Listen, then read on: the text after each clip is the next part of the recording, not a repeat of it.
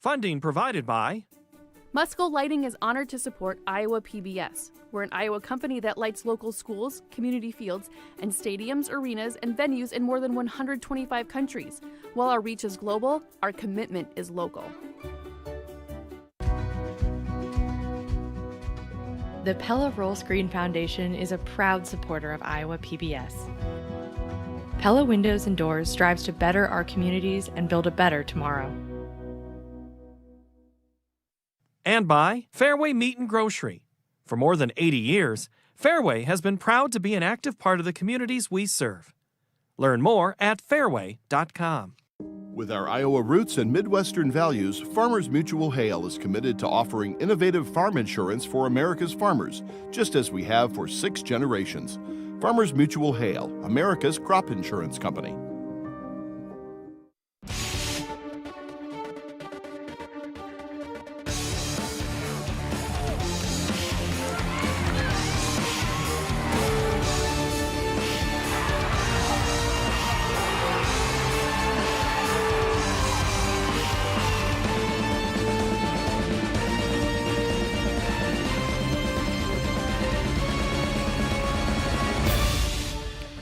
A week in Fort Dodge, Iowa at the Harlan and Hazel Rogers Sports Complex for the Iowa Girls High School Athletic Union State Softball Tournament begins its final chapter of 2024. And we start with a bang, the 5A championship game, number 1 versus number 2. The Pleasant Valley Spartans, the 2 seed, will be the visitors. West Des Moines Valley, the Tigers, number 1 ranked and number 1 seeded, will be the home team. Alongside Allie Kappert, I am Brad Wells. Thank you so much for joining us. Allie, this should be just a powerful game. Both of these two teams are the best hitting teams in the state. I tell you what, I'm really excited for this game. Valley versus Pleasant Valley, power versus power. They lead nearly almost every statistical offensive category in the state of Iowa right now. If I had a bet, I would say this is going to be a high-scoring affair. So buckle in and stay tuned. Both of these teams also a lot of experience at the state championship in terms of making it to that title game. Let's begin with Pleasant Valley. They were in this championship game just a season ago. This is their 5th consecutive trip to the state tournament. And 9 of these 11 starters played in a state championship last year. They are looking for redemption. They want to bring a state title back to the Bettendorf area. They lead the state in batting average, hits, home runs, and are second in RBIs. They can hit the ball. For West Des Moines Valley, the Tigers, this will be their 9th state title game. Allie, they are 7-1 in championship games. They don't like to lose. It's very rare that they lose a state championship game under Coach Tom Bakey. He recorded his 1,000th career win this season. These Valley Tigers know how to hit the ball, and Coach Bakey does little things right.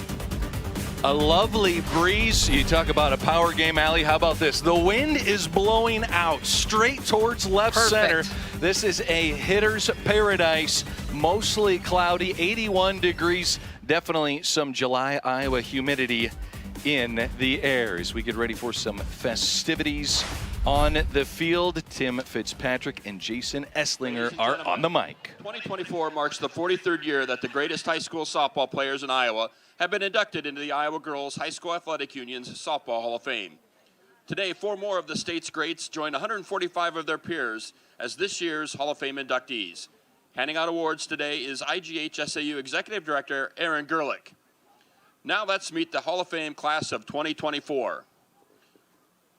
Rogers Park was the second home to today's first inductee. In her 4 seasons of being the team's ace, she pitched Johnston to the Class 5A state championship game 4 times, winning state titles in 2014 and 2016. A 4-time first-team All-State selection, her win in the 2016 5A state championship allowed her to reach 100 career wins with just 10 losses, with a career ERA of 1.00 and 720 career strikeouts. Her state tournament stats are just as impressive, earning a 10-2 record at Rogers Park with 63 strikeouts.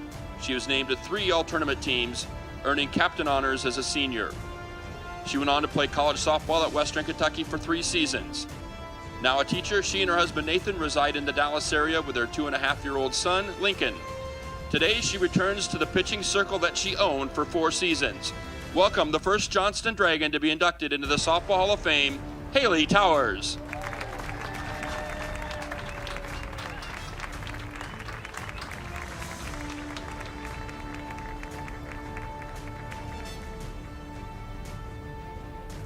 Our next inductees start at Twin Cedars from 2010 to 2014. An outfielder and pitcher, she was a wizard with the bat, earning first-team All-State honors 5 times and was Iowa's leading hitter in 4 of her 5 seasons. She batted over 600 4 times, hitting .651 as a freshman and a state record .655 as a sophomore. She had 10 or more doubles 4 times and led the state in triples twice. She would finish with a career batting average of .632, the highest career batting average of any player since the pitching distance moved to 43 feet in 2010. She also finished with 117 career extra base hits while striking out just 11 times in 528 plate appearances. She was just as successful in her 2 seasons at Des Moines Area Community College, earning junior college All-American honors both seasons, hitting .566 with 25 home runs with 153 RBI in 2 seasons while striking out just 3 times in that span.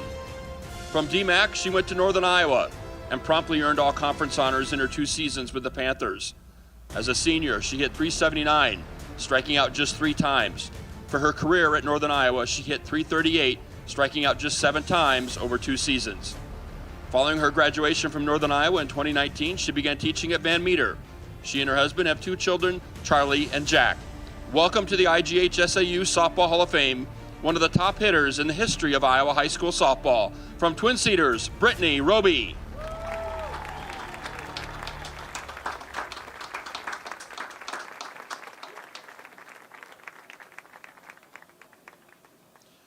It can be argued that no hitter in the history of Iowa high school softball was feared more than today's final inductee.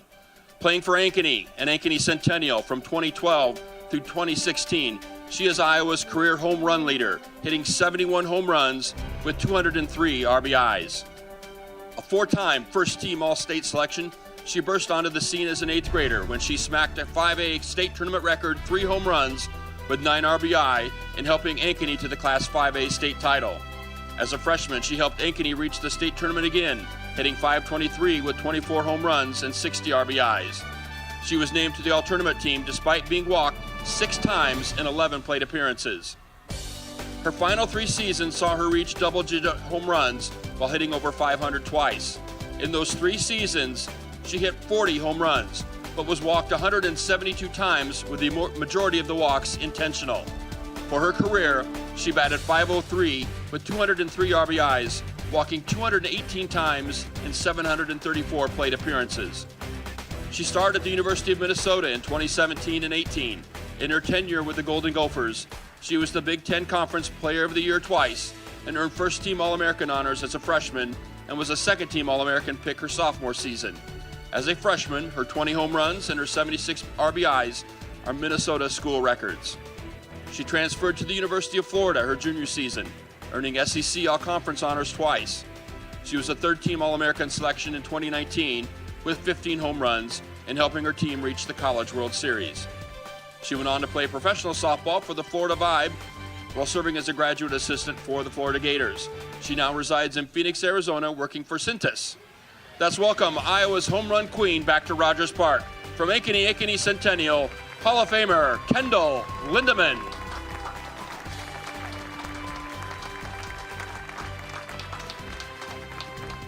Ladies and gentlemen, presenting the Iowa Softball Hall of Fame class of 2024, from Johnston, Haley Towers. From Twin Cedars, Brittany Roby. And from Ankeny Centennial, Kendall Lindemann. Congratulations. Also inducted into this class, but unable to be present today to receive her award, is Amber Pfizer from Benton Community.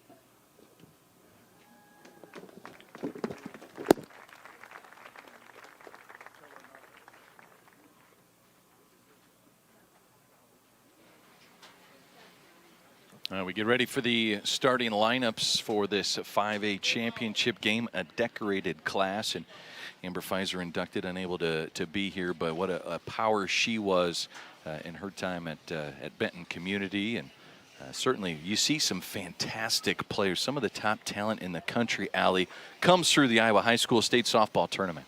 Yeah, in all classes, 1A through 5A, we've seen some phenomenal softball players. in the high school state tournament here in Fort Dodge, so it's fun to watch and fun to see these players come back and get the standing ovation like they do. And we do have a little bit of a delay here. They are rechalking some of the lines in the batter's box, so need to make sure that is set up properly before we can get going.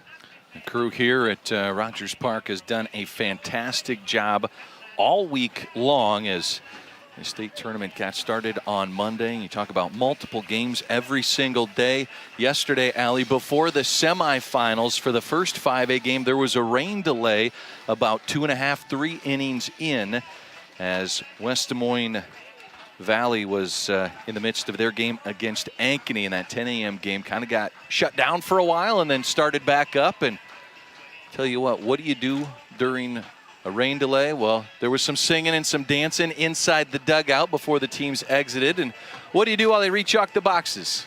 You get out and do a line dance. Absolutely. You sing and dance, but that rain delay yesterday proved to be a good thing for Valley. They came out afterwards and just absolutely crushed the ball.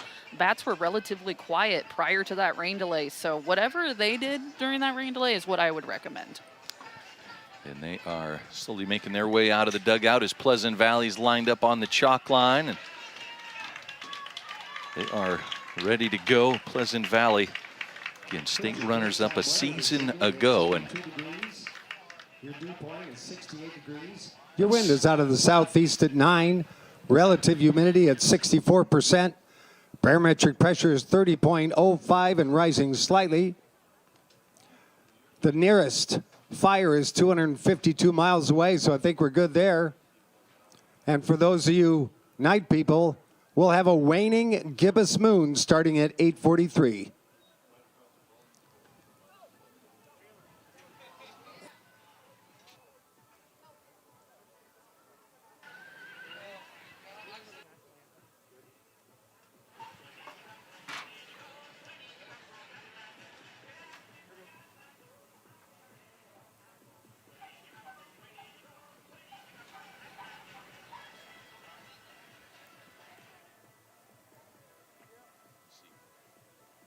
Fans have made their way state of Iowa here to Fort Dodge, Iowa, and it's the final day for 5A, and our second championship game tonight will be the 4A title game. As we have our coaches meeting here in Allie, we talk about the power numbers and everything. We're excited for this game because especially that wind still continuing to blow out. We're excited because of the offensive opportunities. If you flip the coin over, there are pitchers and pitchers' parents that that are nervous. You go into a team, the pitchers have got to be locked in today to give their teams a chance. Alexa Stevermeer and Caitlin Merkel getting the starts today in the circle for both of these squads. Their job today is try and keep the ball on the ground. Ground balls aren't going to hurt you. The other thing, keep the base runners off. A solo shot shouldn't hurt you because they know these offenses are going to put up a ton of runs or are capable of putting up a ton of runs. I have a feeling tonight we're going to see two very different styles of games. Our 5A game tonight, we have two powerhouses. They swing the bat hard. They go for the long ball, whereas our 4A game, two teams known for playing a little bit of small ball. So two very different styles of softball if you're tuning in for both games tonight. Marin Heller for West Des Moines Valley, 11 home runs on the season, 12 on the year for Casey Kane, 13 for Mary Paige Withers for the Pleasant Valley Spartans. So certainly a number of kids that have shown that long ball all season long, and a handful of kids on both teams that have gone the distance multiple times over the fence. You talk about the talent in that Hall of Fame class. Talk about the talent on the field right now. Marin Heller, shortstop for Valley, committed to Florida State. I mean, just a phenomenal program there. You have two Pleasant Valley Spartans committed to go to Iowa State, play Big 12 softball. Several other athletes looking at playing D2 NAIA ball. So a ton of future collegiate softball players on the field today. Sandbags off the top of the tarp. Yeah. So can we get those moved off the top? So we have head coaches mic'd up throughout our broadcast, umpires wearing microphones. And so we'll get a great inside look and listen into how these teams are feeling as the course of the game goes on.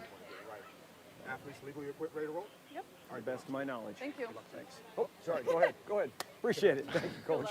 Oh, yep, you. you bet. Thank you. Thank you.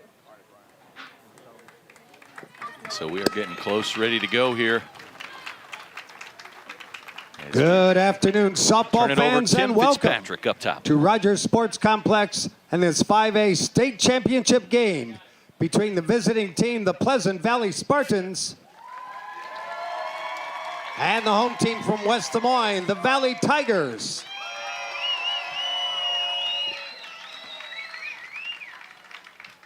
Now let's meet the players and coaches for both teams. First of all, for the visitors from Pleasant Valley, here are your non-starters.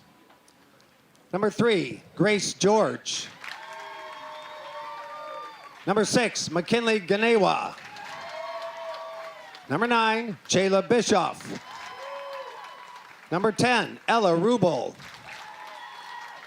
Number 12, Abby Rogers. Number 13, Mason Bischoff. Number 14, Eden Russman. And number 15, Taylor Harris. Your assistant coaches are Peggy Klingler and Zach Miller.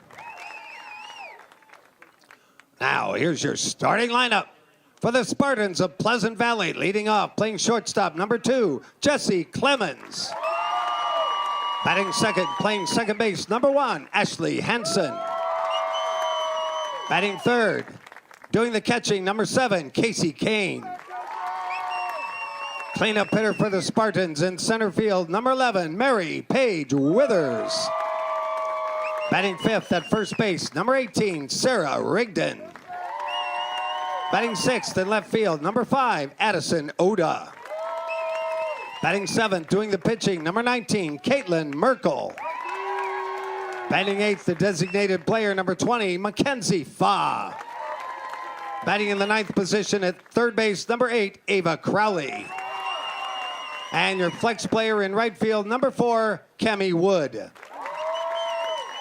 Head coach of the Spartans, Amanda Ray. And now let's meet the home team from Valley. Here are your non-starters. Number 3, Ilsa Hervey. Number 5, Nia Finn. Number 6, Teely Schwingendorf. Number 7, Piper Broderick. Number 9, Drew Cooley. Number 11, Aubrey Wright. Number 15, Jocelyn Muir. Number 16, Jordan Huffman. Number 17, Mara Hart. Number 20, Chloe Everett. Number 23, Bryn Sibula. 25, Press Remick.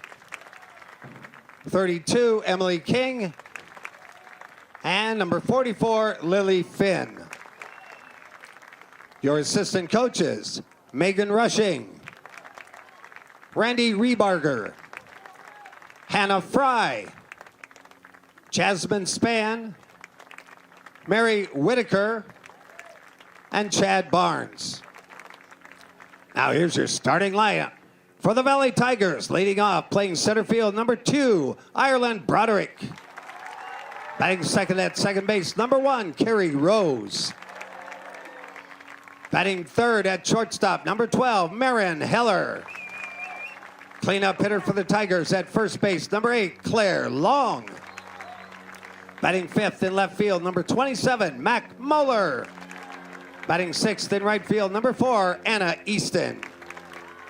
Batting seventh at third base, number 13, Audrey Heller. Batting eighth, doing the pitching, number 21, Alexa Stevermer. And batting in the ninth position, the designated player, number 10, Emma Scully. And your flex player doing the catching, number 22, Paige Christensen. Head coach for the Valley Tigers, Tom Bakey.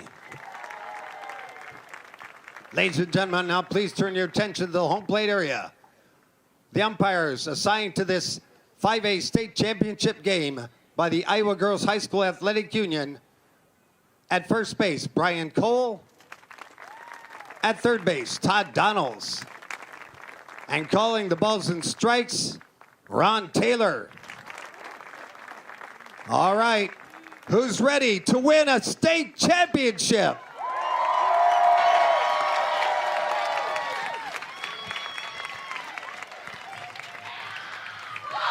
Let's start by taking a look at the defense for the home team. West Des Moines Valley will be on the field first. Pleasant Valley will be grabbing their bats and batting gloves and helmets.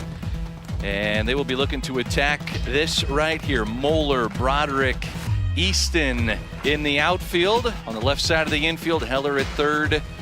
And Marin Heller at shortstop. Gary Rose at second. Long at first. Behind the plate will be Emma Scully. And in the circle, Alexa Stevermer, the senior, 20-1 on the season. At 1.50 earned run average, over 120 innings pitched. And Stevermer only lost one game all season. She is one of the best in the state. Will play college softball at Luther next season. And Stevermer was lights out yesterday against Ankeny. She throws to the zone, so she's going to induce contact from this lineup from Pleasant Valley. Now let's take a look. Here's the Pleasant Valley batting order. As you see, Clemens, Hansen, and Kane up at the top. Mary Page Withers batting in that cleanup spot.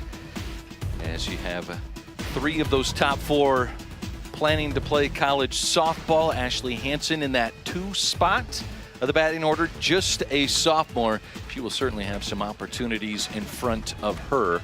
For Pleasant Valley today, key is to attack early. They know Valley's going to score runs. They need to do the same. Stay clean on defense. A couple of errors yesterday did not hurt them.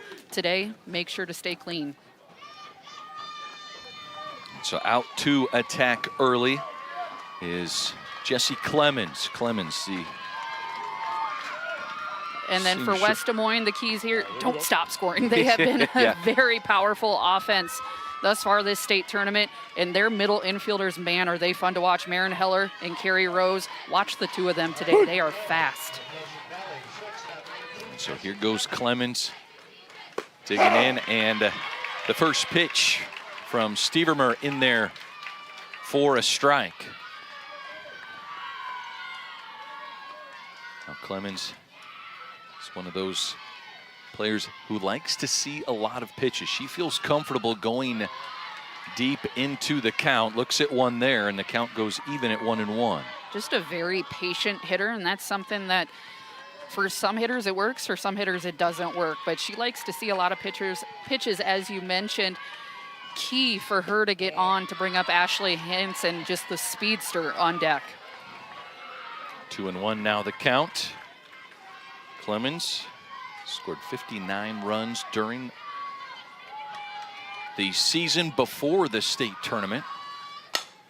And here's a pop fly, shallow left field, long run, and Moeller will not get there. It squirts away from Moeller, and into second goes Jesse Clemens.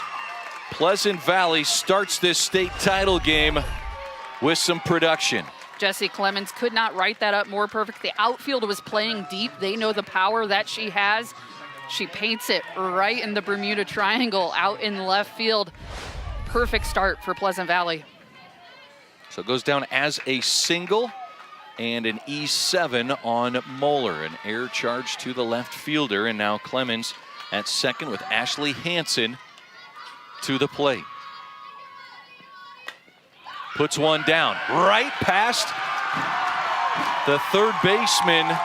Audrey Heller was charging, and it's a bunt for a single for Hansen. Runners on the corners. Hansen, a state champion in track and field. She is fast.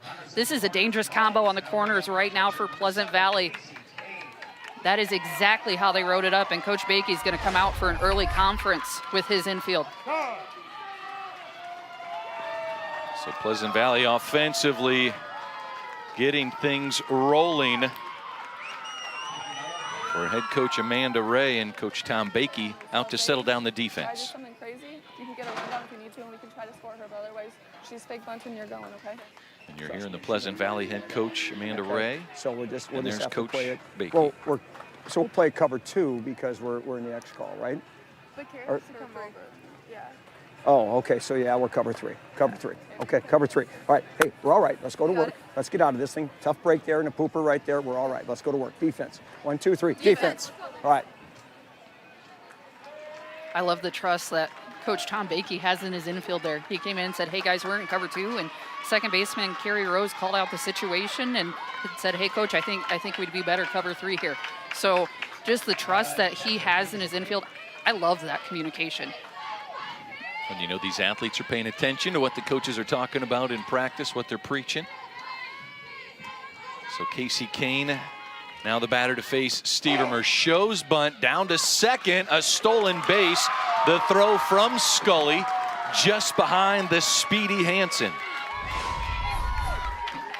And Hansen here, just a great jump off first base. Scully was throwing all the way. Valley was going for the early out at the base. I think it actually probably caught Jesse Clemens off guard a little bit at third. Led the team in stolen bases last year as a freshman, has 36 this season for Pleasant Valley. Here's a pop fly right side, the wind blowing it back into play. Catch made by Rose, tagging from third, scoring is Clemens. Pleasant Valley's on the board. Outstanding base running from Jesse Clemens at third base. She sees the second baseman, Carrie Rose, going towards the right field line with the catch. She knows that's going to be a hard throw, diving into home. I love the start from Pleasant Valley. A great play by Rose in foul territory, but it does allow a run to score. So Mary Paige Withers due up, had 2 RBIs in the semifinal game. Also, a sac fly was part of those runs batted in. Scored 2 runs herself in the quarterfinal round game. Stevermer here working the outside corner against Pleasant Valley's power hitter. She went straight curveball there against Mary Paige Withers. Staying outside once again. Catches the corner that time to even the count at 1-1. And Pleasant Valley, listening to those keys of the game, need to attack early. That's exactly what they've done so far.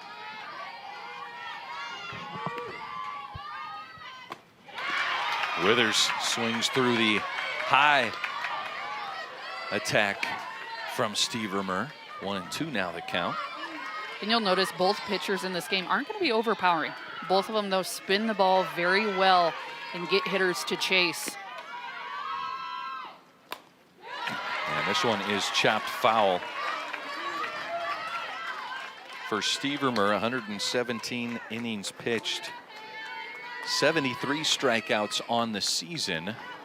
A good number, not a staggering, eye-popping number of strikeouts, but sometimes if you're a pitcher, Allie, you just produce outs is really the job you need to do. Gets a punch out there as Withers goes down swinging. Absolutely perfect pitch from Stevermer there. Low outside off the plate just a little bit.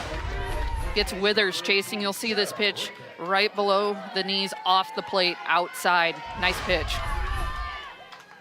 Sarah Rigdon, the junior first baseman, steps in. She likes to attack pitches early in her at-bat. Looks at a ball off the plate.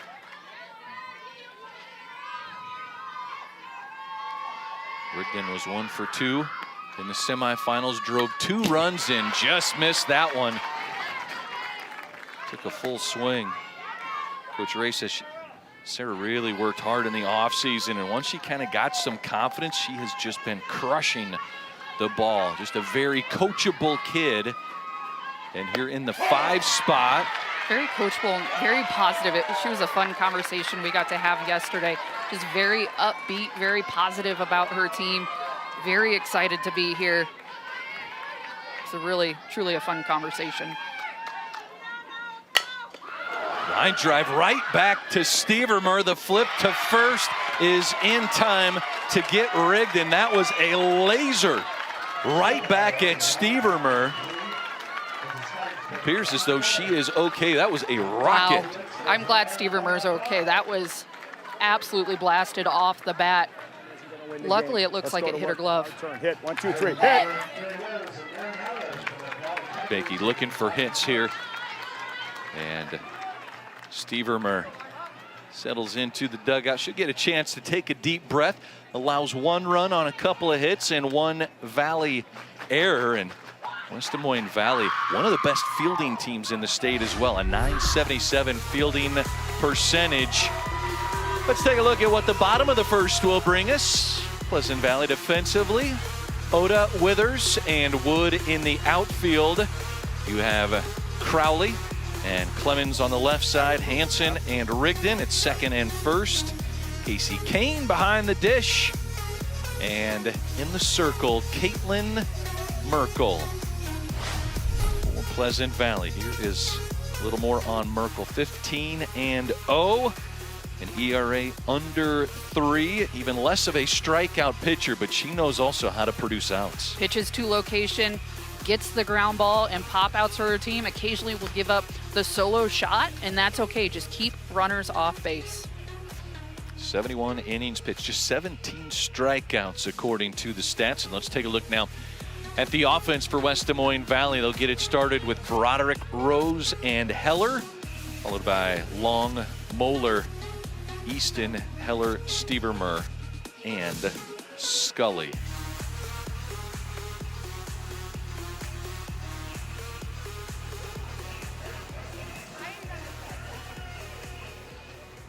So they get started with Ireland, Broderick, West Des Moines Valley, senior center fielder, set to play softball in college at Minnesota State University up in Mankato. I'm behind you, catcher. Broderick yesterday hit an absolute shot over the center field fence. Her first over the fence home run. Pretty cool for the left-handed hitter. Absolutely, had a big day, 3 for 4 yesterday. Also had a double, scored 3 runs. Has a stolen base as well. Has an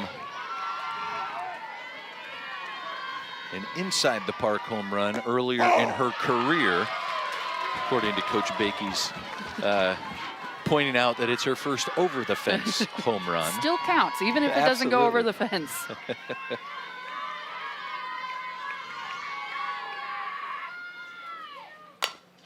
And that's right back to Merkel. Gloves it easily. 2 pitches, and we have 1 away here in the bottom of the first. And that right there, exactly what Merkel needs to do this game. Mix up locations on the plate, gets the soft ground ball right back to her.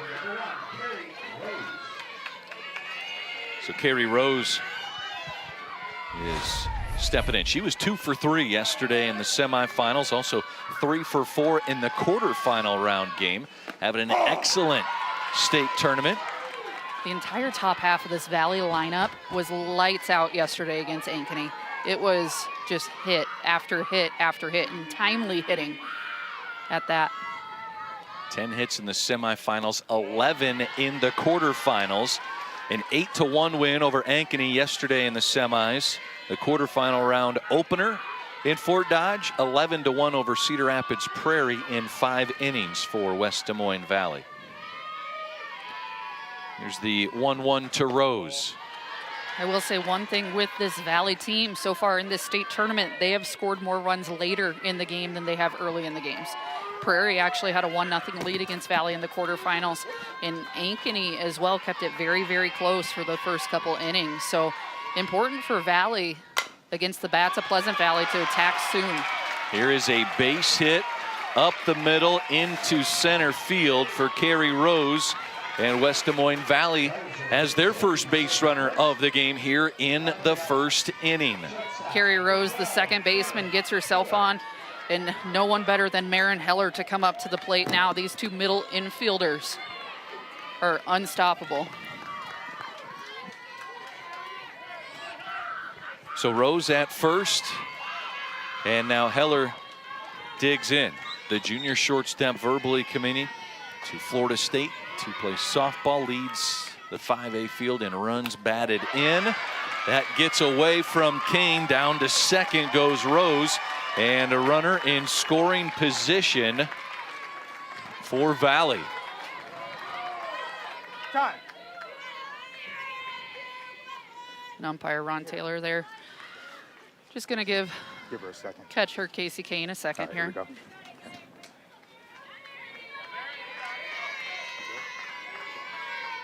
Very nice of the umpire to do that. When you're a catcher, you kind of get one off the chest, knocks the wind out of you just a little bit.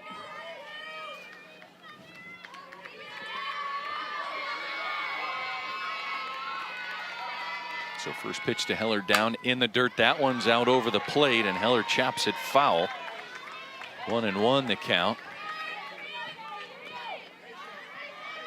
And Allie, you played college softball at Iowa State. When you're having a good season, you have pitchers really treat you very delicately, right? Not many pitches will be out over the plate, hopefully. For the pitcher's sake, none right down the middle. So you got to be really selective, but you got to stay ready every pitch, don't you? Yeah, you have to assume you're probably going to get one good pitch per at bat. And I know that sounds crazy because you might see 6 to 7, 8 pitches even in an at bat. You have to expect that one's going to be really good. All the other ones are going to be slightly off the plate. So you have to pick one half of the plate and attack that side. 12 home runs. There's a line drive up the middle. That one was left over the plate. It gets to the fence. Easily scoring from second is Rose. And a sliding double for Marin Heller.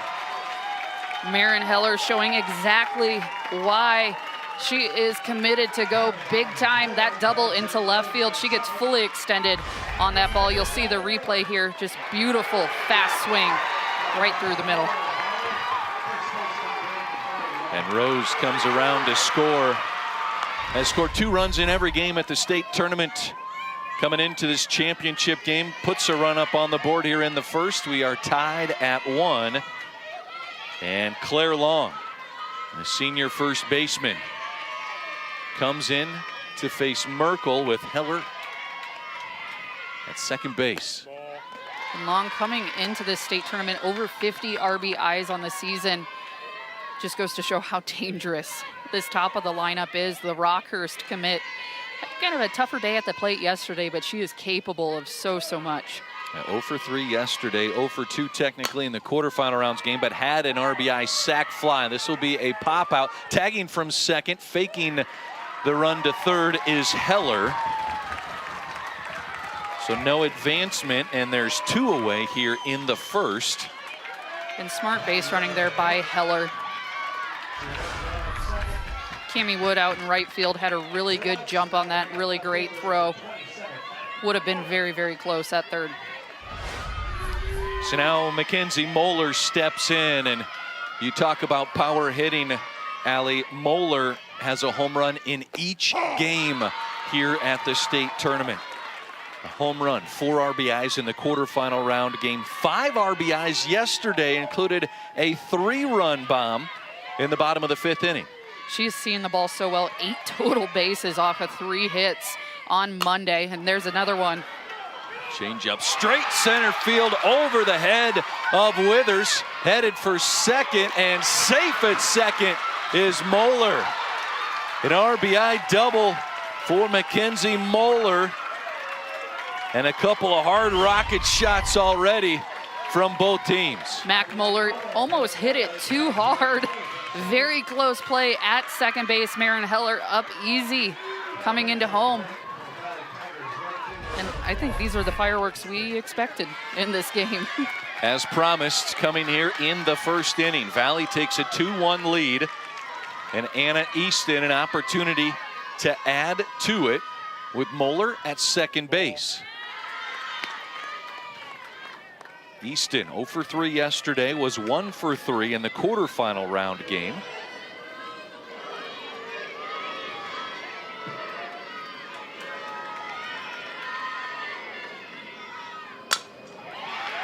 This is hit into left field. Oda comes up throwing, fires it home, right on the money, and out at the plate is Moeller, thrown out trying to score.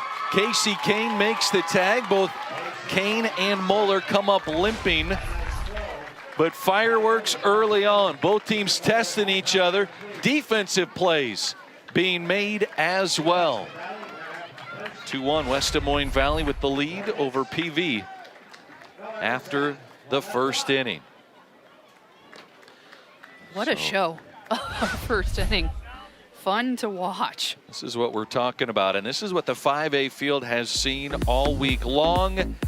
We mentioned Valley beating Prairie and Ankeny. Ankeny got past Waukee Northwest. Pleasant Valley took care of Urbandale, who beat Muscatine. PV with the win over Waukee. Also in those consolation side games, Waukee Northwest defeated Cedar Rapids Prairie. Muscatine topped Waukee on the backside, but here we are, Valley and Pleasant Valley. And both teams, Pleasant Valley's had a couple of close games, right? An 8-7, 8-inning win over Waukee, a 4-2 win over Urbandale. Valley has been rolling teams here at the state tournament, but if there's a team that you would figure could hit and hang with West Des Moines Valley, it's Pleasant Valley. You're exactly right. Looking at this state tournament matchups all throughout the field, you knew Pleasant Valley and Valley were going to be the two teams putting up the most runs, and really it was just going to be a matter of if anyone had the defense to shut them down. And they proved that they didn't. So here we are, and I mean, 1 inning in, already have 3 runs on the board. I'm expecting quite a few more today. First pitch strike from Stevermer as we get the second inning started with Addison Oda. The left fielder made that fantastic throw to home for the final out in the bottom of the first inning. And a note on that play, Mac Muller is out back in left field, limping a tiny bit, but overall she looks good to go. So we'll have to check and see if Casey Kane for Pleasant Valley is also good to go.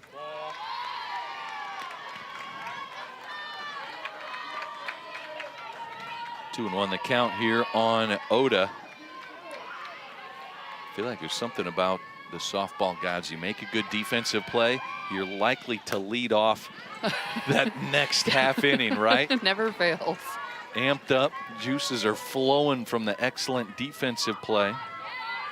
I mean, we talked about the collision at home plate on that play, but how about the throw from Oda? Right? That thing was on a line. Right on the money as Kane made the catch, slid off to the right. Had the catcher in excellent position. That one is just foul, a rocket there from Oda. With this Pleasant Valley team, Allie, you might see some color in the hair, including in head coach Amanda Ray, but in a lot of the players, you'll see some glitter. Before state, they all got together. They get together weekly for something. Usually it's just something for ice cream, but they got together before the state tournament. Everybody dyed their hair, did something with their hair to get them ready. Well, I noticed yesterday, some of them were blue, some was pink, some had sparkles in it, so just mix it up a little. Full count pitch fouled into the backstop. Maybe we should do that next year. We could. We could, yeah. Get together. Were you talking ice cream or dyeing hair? Dyeing hair. I was thinking ice cream. All right, maybe. I'll bring the ice cream, you bring the hair dye, and we'll see what happens. Get some pink to match the excellent vibe they have here at the state softball tournament. Our first free pass of the game. Oda watches ball 4. And so Caitlin Merkel now comes to the plate. Merkel this offseason battled a shoulder injury. Talk about a player who's had to overcome adversity throughout her time in high school to just get back onto the softball field. Last year, a much more major injury than this year. But this year as well, you mentioned the shoulder. Then she was sick earlier in the season, but she's came back and once again pitching in a state championship. Yeah, and last year, if you remember the championship game from a year ago, if not, in the fall of 2022, there was an accident where she cracked her skull and it actually left her with a brain injury, and her recovery is really just a miracle. She got cleared in January of 2023 for some athletic activity, and she was pitching in the state championship game last year. Says just being at state is my dream, and just softball gave her a focus for her recovery, and she's just continues to work and get back. Takes a good cut at that one, but fouls it away. 1-2 now the count on the Pleasant Valley pitcher, Caitlin Merkel. A really cool story. I mean, just back-to-back state championships. When you think about everything outside of softball, I mean, softball's just such a small part of life, but such a nice reward to make it to the state championship 2 years in a row. Here's the 1-2. Stevermer looking for the first out of the second inning. Here's a grounder. Heller, the flip to second, over to first in time. How about the 6-4-3 double play? The Tigers flash the leather. I tell you what, I was telling you about the middle infield before this game. Carrie Rose and Marin Heller are so fast on the turn. It is beyond impressive. Watch her stay low and Carrie Rose on that turn, and full-on splits by Claire Long. Excellent defensive play. We talked about Valley's fielding percentage, over 97% on the season. Showing some fantastic reasons why. A double play like that too, credit to Stevermer. Sometimes those ground balls are really, really big, aren't they, Allie? They truly are, and that's exactly what she's going for in the way she pitches. She spins, and you'll see almost every single one of these Pleasant Valley hitters has gotten a pitch right up at the hands, jamming them to get a weak ground ball or pop up, as we just saw in that foul ball. This is Mackenzie Fa, junior, DP. Yesterday was 0 for 3, and the quarterfinals was 1 for 3. And Stevermer just misses down low, 1-1 the count.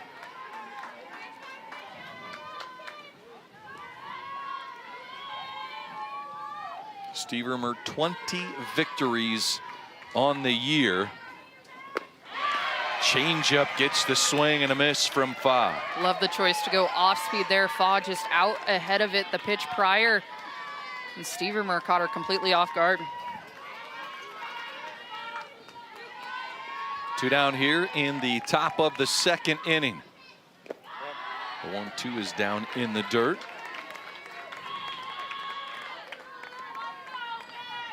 Fa on the season, 5 home runs, 24 runs batted in, 24 hits over 400. This one slapped down the right field line, will end up foul and over among the folding chairs and fans making their way towards the championship field. And Fa here showing some fight, a 2-2 count, seeing a lot of pitches from Stevermer. There's a grounder right at Marin Heller, and the throw over to first gives us out number 3. Well, the double play from Valley shut down that leadoff walk by Oda. Pleasant Valley comes up empty as we go to the bottom of the second. Valley leading 2-1. Here's Coach Bakey. Hey, when you get to second base, it's first sign 2 is the changeup. Make her throw strikes, make her get the ball up, and we're going to be real happy. So let's go. Hit, 1, 2, 3, hit. Take her the other way. All right, the attack plan. Go to the opposite field when facing Caitlin Merkel. Let's take a look at the junior pitcher for Pleasant Valley at 180 frames per second. Allie? Caitlin Merkel, as you see there, really getting over the top of it on the pitch on that drop ball, trying to get just as much spin as she can. Coach Bakey talking to his hitters, go opposite field. She's not bringing a ton of speed. He wants his hitters to wait on it. He wants them to go with the pitch. She's trying to stay off the plate outside. See the wrist snap back and the excellent flick. A lot of spin from Merkel, and for West Des Moines Valley,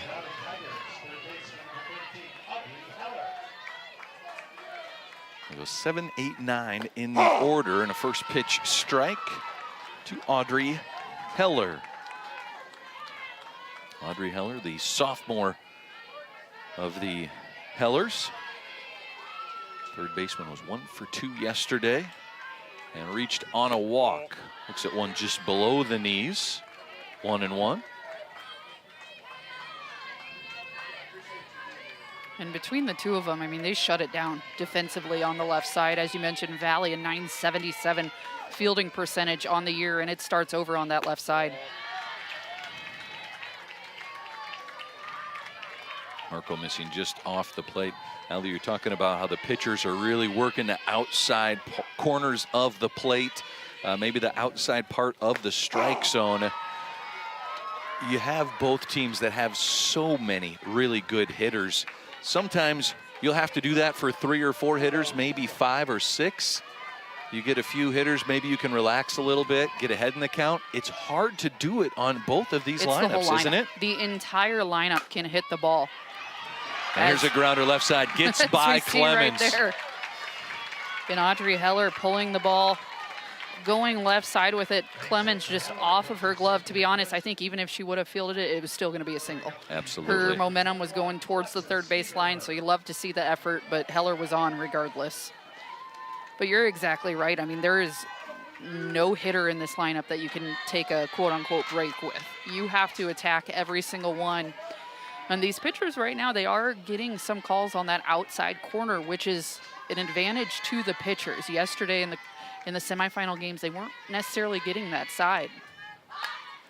Here's a bunt right in front of the plate. Kane up, fires it to first. Covering is Hansen over at 1 to get the out. It advances Audrey Heller to second base. Well, we talk about the power of the teams, but how about that sacrifice bunt for Alexis Stevermer, helping herself out, advancing her runner. If you're planning on joining us for both of tonight's championship softball games, the 5A and the 4A game, you'll see plenty of bunts coming up in that 4A title game.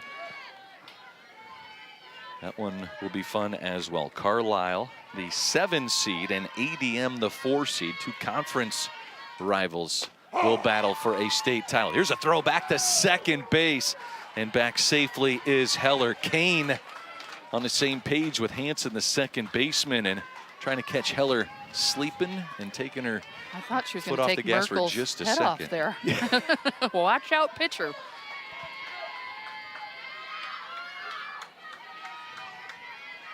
Here's the 0-1. And that's a called strike.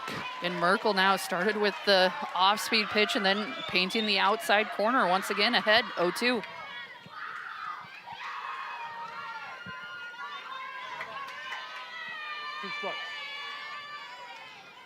So the batter, Emma Scully, 2 RBIs in the quarterfinals. Will play softball at Indian Hills. And looks at one up high. 1-2 is the count. The Tigers catcher made the tag at the out at home. Back. 1 ball, 2 strikes.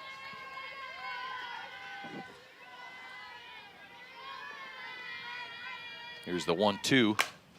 A grounder right side, right to Hansen. The flip over to Rigdon is in time. There are 2 away now here in the second inning. And we go to the top of the order. Brings up Ireland Broderick, the senior center fielder. A ground out in her first at bat. And Allie, there's a sticker on all of West Des Moines Valley's helmets that mean an awful lot to her. You recognize the last name, are from Central Iowa. It's been a tough year for the Broderick family. A year ago, they found out that there's a grounder right up the middle. Merkel makes the flip to first. We'll come back to that story next time we see Ireland Broderick as PV gets out of the leadoff single, and we head flip the page.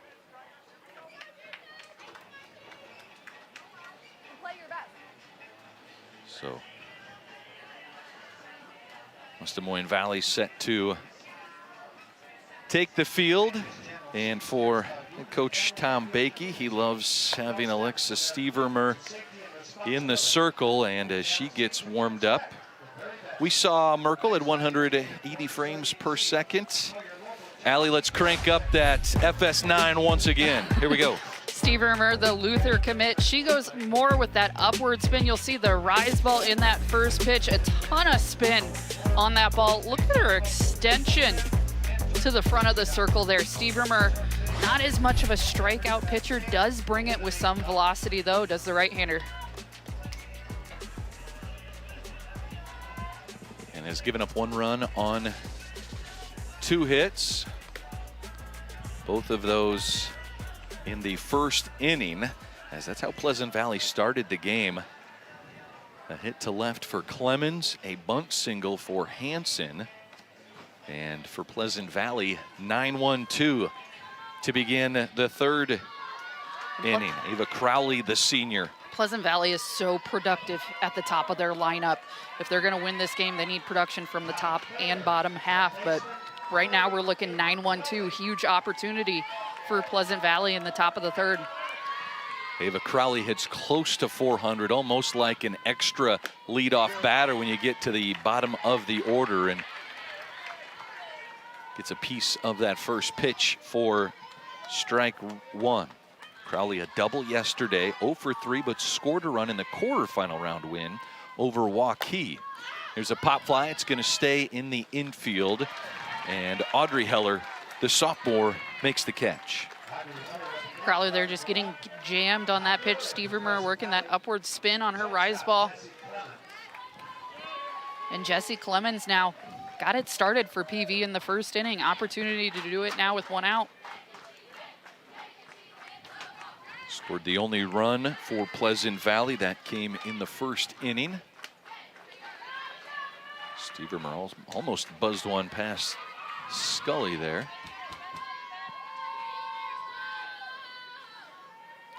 Clemens, the senior, will join the Iowa State Cyclone softball team. As an older brother, plays college baseball. Was at South Dakota State, twin brother that also plays baseball. Planning to study kinesiology at Iowa State, wants to be a nurse. As Pleasant Valley has had a few kids go to Iowa State over the last 4 or 5 years. Over Ellie Spellhog, Carly Spellhog. Now Jessie Clemens, Casey Kane. So 3 balls, no strikes now to Jessie Clemens. It's .459 on the season. And looks at a strike. And Clemens just staying very, very patient throughout this at-bat, as she did in her first at-bat as well. Way ahead in the count. She's looking for something she can crush right here. Jessie Clemens was on the 2023 All-Tournament team for PV last year. Oh, what a nice running catch by Heller at short. Takes away a base hit from Clemens. Heller just gets an absolutely unreal jump on the ball. Not many shortstops are going to make that play without going to the ground. She gets it in full stride over the shoulder. Great play by Heller.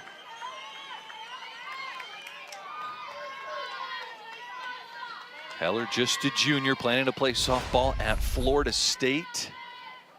Here's Hansen, chops it right at Heller. Quick throw over to first and gets the speedy Hansen. A 1-2-3 clean inning for Steve Irmer and the Tigers. As we head now to the bottom of the third inning. West Des Moines Valley with the top of the order. The top part of the order coming up, 2-3-4 to get started. See West Des Moines Valley fans making their way here. And we will step aside for a quick break and be back. Pleasant Valley on defense when we return.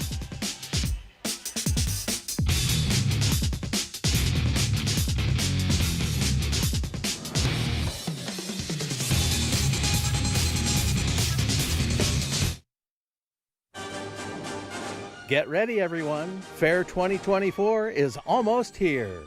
I'm Bill Riley, and we're celebrating Iowa's biggest event with 6 full hours of in-depth coverage, entertainment, competitions, livestock, food, and fun. We bring the magic of the Iowa State Fair right to you. It all starts on Monday, August 12th, with nightly coverage at 9 o'clock, only on statewide Iowa PBS. On The Great American Recipe. Pass your recipe to the person next to you. Oh my goodness. I've never made this. Fufu is something that Ajo prides herself on, and I want to do her justice. That's so nice just to see them working together and teaching a technique. I got John's chicken tacos. Hey, John. A little bit thinner if possible. I have confidence in Jim, but I have plenty of advice. Monday evening at 8 on Iowa PBS. A one-run game. All runs coming in the first inning. Defense is settling in, and West Des Moines Valley to the plate here in the bottom of the third, working with a one-run lead. Carrie Rose to the plate. Had a single in her first at-bat. Scored the Tigers' first run. Scored on a Marin Heller base hit. And heading into a very dangerous part of this Valley lineup right now for Caitlin Merkel. Needs to stay on the corners, not give anything too good to Carrie Rose or Marin Heller. Carrie Rose first at bat, a grounder up the middle between second base and the shortstop Clemens. And her approach at the plate, Allie, line drives up the middle. She says, that's what I'm always thinking, line drives up the middle. It's a perfect approach. If you're coming to the plate thinking I want to hit a home run, I can tell you right now you're not going to do it. If you're thinking line drive right up the middle, those are when good things are going to start to happen. Doubles to the fence, home runs over the fence. Keep your approach simple. That's all you need to do. For Rose, she's hitting over 500 on the season. 516 coming in, and so much respect. She'll draw a walk here to lead off the third inning. And so Marin Heller comes to the plate.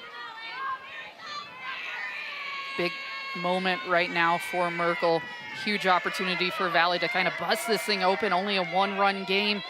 Very dangerous hitters. Marin Heller, Claire Long coming up to bat. These are two huge outs if Merkel can get them. Heller, just an incredible defensive player, such a special talent. And Allie, it's her first year of playing high school ball as well.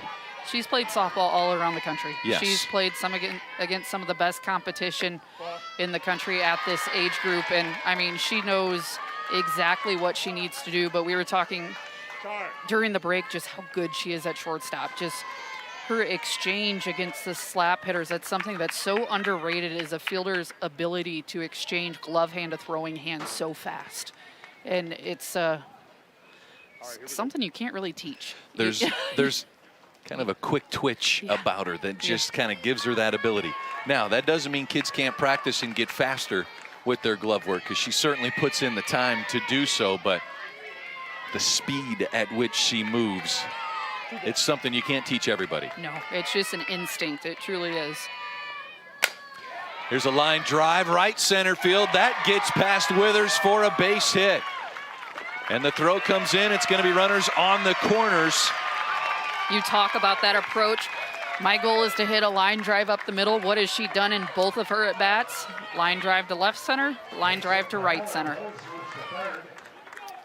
So Rose at third, Heller at first, and Heller 2 for 2 here in the championship game, trying to win a Class 5A state title. And Claire Long here would love nothing more to get her first hit in this tournament. Long hitting .364 on the season, has 51 RBIs on the year. She had an RBI sac fly and scored a run after walking in the quarterfinal round game.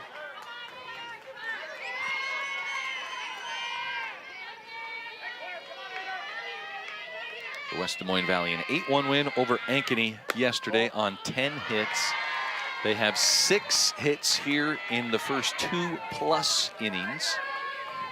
Not done yet here in the third.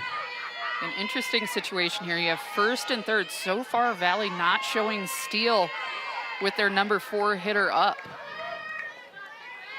Heller with 7 stolen bases on the season. As Long looks at a strike. Had 2 stolen bases yesterday, though, in the semifinal game. Different approach here, I guess. Casey Kane behind the plate. I mean, Kane's got a cannon of an arm, so I'd be careful if I was Valley. Also, a 1-run ball game, you don't want to give up any of your base runners. Nobody out. Yeah. Right. A lot of ball left here in this third inning. Yeah, if you're in a 2-out situation, you may try it. Just see if you can make something happen. But right now, no outs. You have runners on the corners. See if you can build an inning rather than getting someone thrown out early. There's a 3-1 count lined right at Clemens. The throw across the diamond to try and get a double play on Marin Heller. Unsuccessful. And Claire Long hit that ball very hard. You'll see off the bat, Clemens just ready to go. Trying to get the Florida State commit Heller back at first, but Heller slides in safe. And a big out, no runners able to advance. Mackenzie Moeller to the plate. An RBI double in her first at bat. 2 on here with 1 out in the third inning. Moeller shows bunt, pushes a run in, and they get the out at 1. Rigdon flipping it to Hansen. Advancing to second is Heller. I tell you what, with the week Mac Moeller has had, I was not expecting a squeeze play. I don't know if anybody was. Yeah, I mean, I love it. Coach Tom Bakey. She's hit a home run in every game so far here at the state tournament and just laid down a sacrifice bunt to push in another run here in the third. So Anna Easton now has an opportunity. She had a single in the first inning. And sees Heller at second in scoring position with 2 away. And it just seems this part of the Valley lineup, whenever they come up, they have runners ready to score.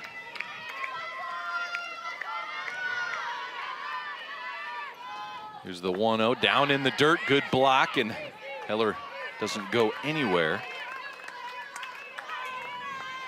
Knows that with 2 outs, anything to the outfield, Heller will get a good jump and could have a great opportunity to put up another run. Yeah, anything that sees green. If a ball touches green, Heller's planning to score. There's the 2-0. Boy, that one just low, just missing. Good looking pitch from Merkel. And Merkel's still, I mean, she's dancing right around the strike zone right now. That ball did not miss by much. Needs to dial it in just a little. And that one was middle. The 3-0 pitch, you expect no swing and a full red light. Easton now with a hitter's count. 3 balls, 1 strike. 2 away here in the third. That one over the outside portion of the plate, and all of a sudden a full count here for Easton. And Merkel, those last 2 pitches dialed in and painting the outside corner.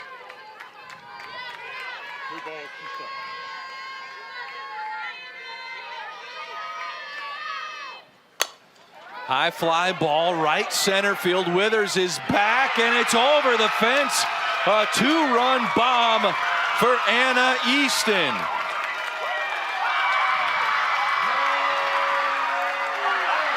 I tell you what, Mac Moeller surprises us with the squeeze play the batter before, and it's Anna Easton's turn for the home run for the Valley Tigers. These Valley Tigers can hit. My gosh, can they hit. Look at this ball right over the right center wall. For Easton, that is her 5th home run of the season. And delivers a huge blow here in the championship game. You put G in, right? G!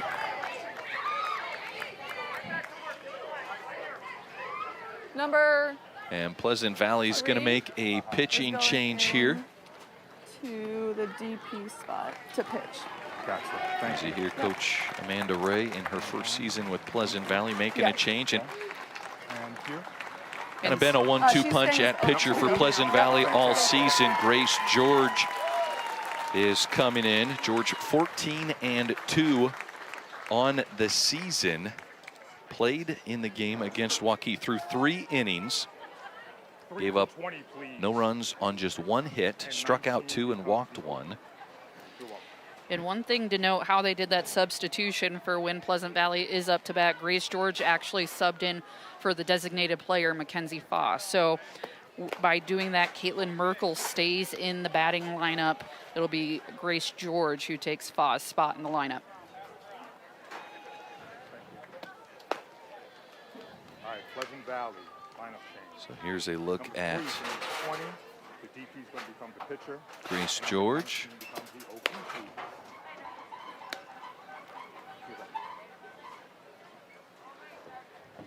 And for Pleasant Valley, they were getting behind in the count this inning, Allie. 4 of the 5 batters this inning started with a 2-ball, no strike count.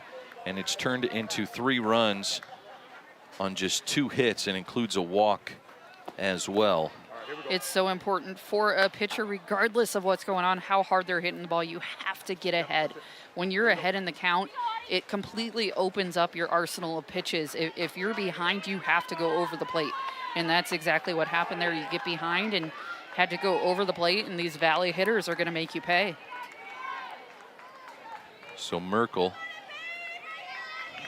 facing 15 batters. Hands the ball to Grace George, the sophomore. She will face 7, 8, 9 in the order. She'll start with Audrey Heller, the third baseman who had a single to lead off the 2nd inning in her first at-bat. 2 outs here in the bottom of the 3rd inning. And a first pitch strike from George.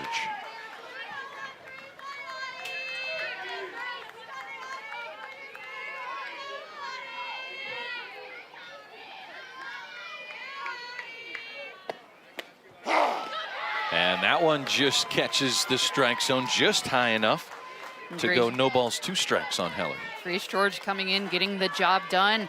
0-2 count. She's way ahead, able to throw what she wants now. And that one is... And we are going to have an illegal pitch called. Actually, third base umpire Todd Dowes made the call.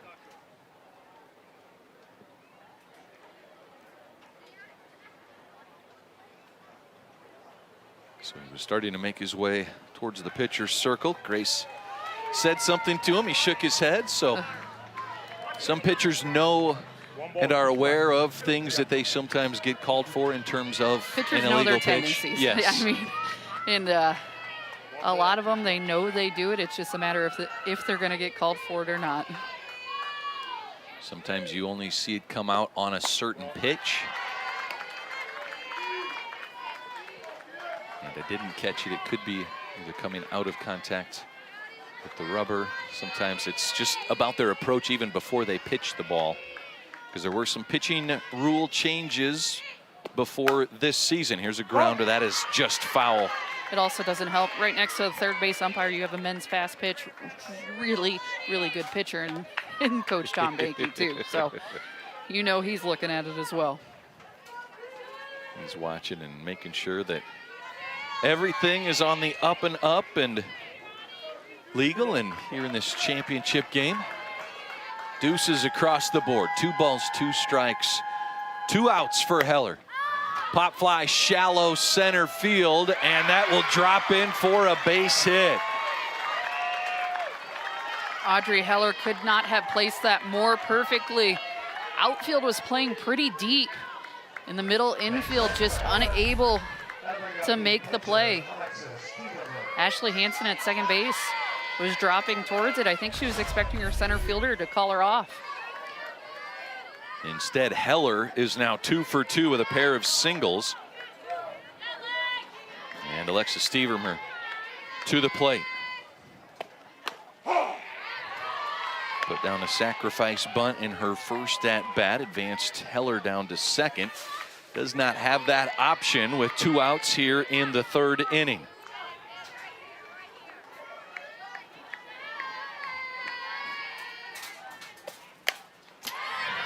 Fouls that back into the netting. No balls, 2 strikes. And Stevermer here just looking to get on base. I mean, good pitcher, good hitter. It's one of those things you don't see many pitchers who can hit with power like she can. Coach Bakey talking about how she has just had consistent growth. Now on her way down to second base, trying to swipe a base. Getting caught is Heller. The throw from Kane. That's why you don't run on Pleasant Valley very often. Casey Kane guns it down. Clemens covering. And Pleasant Valley gets out of the 3rd inning. And this here, not even close. The Iowa State commit showing the cannon and the tag. A fun play for Pleasant Valley. And you see Clemens addressing the Spartans team. Getting things starting to try and shift the momentum here for the Spartans, trailing now 5-1. And you'll see it's Jessie Clemens in the huddle that's talking to her teammates. Now she passed it over to Coach Amanda Ray. Looking like you're done. It's 5-1. You guys have so much more time in this game, okay? Start fighting now. 1 at a time. Let's go. And you hear Coach Amanda Ray there saying, hey, this game's not over. It's only the 4th inning. There is a ton of game left. Plenty coming your way. 5-1. You can watch it here on Iowa PBS. Also, if you have friends or family looking to catch the game, maybe you're out of the state, they don't have to miss a minute of today's championship action either. Live streaming is available now. You can find us on YouTube, Facebook, and iowapbs.org. As we'll go international with the Iowa State Softball Championships. The Iowa Girls High School Athletic Union doing a fantastic job promoting the Iowa girl all year long, especially at this state softball tournament and here in these championship games played here on Channel Seed Field. It doesn't get any better than this. Pleasant Valley, an opportunity to strike back. Top of the 4th inning. Casey Kane to lead things off. Just made a fantastic defensive play, Allie, and now is leading off. The softball fails. gods, I tell you what. And Casey Kane and Mary Paige Withers right now, the 2 home run hitters for this Pleasant Valley team. No better time than now.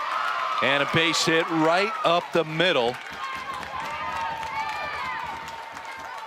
And a leadoff single for Pleasant Valley. And we're sitting here in the top of the 4th. Casey Kane driving that thing right back up the middle. This is the time to start chipping away.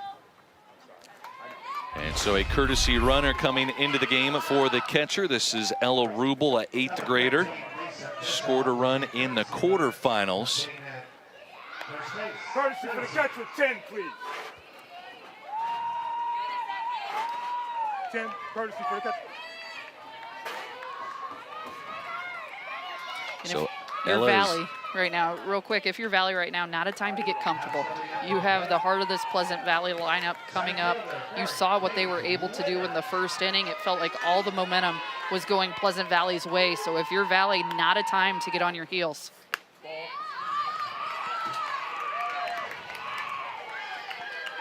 Stevermer just misses outside.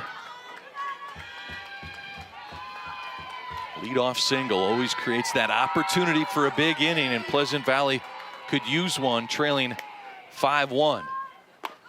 Withers looks at ball 2. Withers 1 for 2, had 2 RBIs and a sac fly in the semifinals. Was 1 for 3 in the quarterfinals, scored 3 runs, also walked twice. Here's a line drive foul.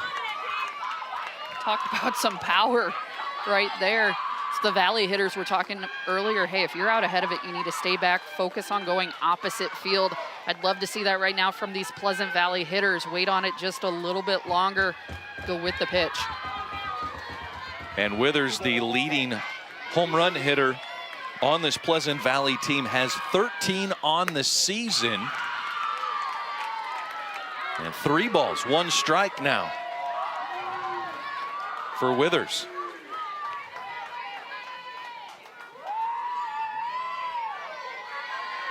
If it's anywhere close to the plate, you'll see a pretty good hack from Withers. Blowing away, didn't like it enough to swing at it. Count runs full.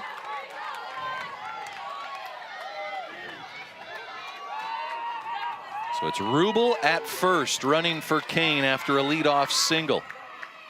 Here's the full count to Withers. Fouled straight back, and Scully just could not hang on to that one. I tell you what, Withers just missed that. We have the best angle of that pitch coming in. Her bat was just below that ball. It's a game of inches, and honestly, she gets that tiny bit higher. That ball was going over the center field fence. There's a 3-2. That one's down the line. That's going to be fair, and it gets past the left fielder. Moeller headed for third, and in safely is Rubel. And over to second advances Withers.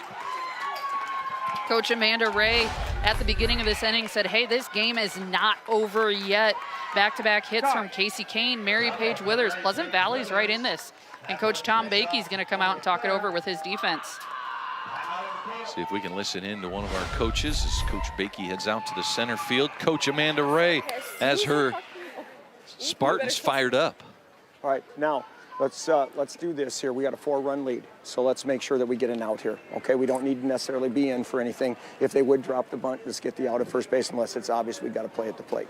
Okay, so let's get the defense here. Let's get an out and let's go to work. All right, come on, defense. 1, 2, 3, defense. Come on, Tigers. Thank you. He knows the game so well. So many players, you think, oh gosh, we have a runner at second and third. We got to limit those runs. He says, no, we have a 4-run lead right now. Our bats are hot. Let's get the outs. Let's get the bats back in our hands as soon as possible. Get the out at first if that's the out they're giving us. All right, here we go. So leadoff single for Kane, a double by Withers. You have 2 hits to start the inning. You hear the crowd getting excited. Coach Bakey knows we just need to settle down, calm the nerves, because as a defense, you can sometimes start to get tight when you hear the other team just bring some extra energy. The crowd gets into it. Well, and once the crowd gets into it, the dugout gets loud, it can start to feel more like a 1-run game rather than a 4-run game. And I think that's where his reminder of coming out just saying, hey, we have a couple runs of insurance right now.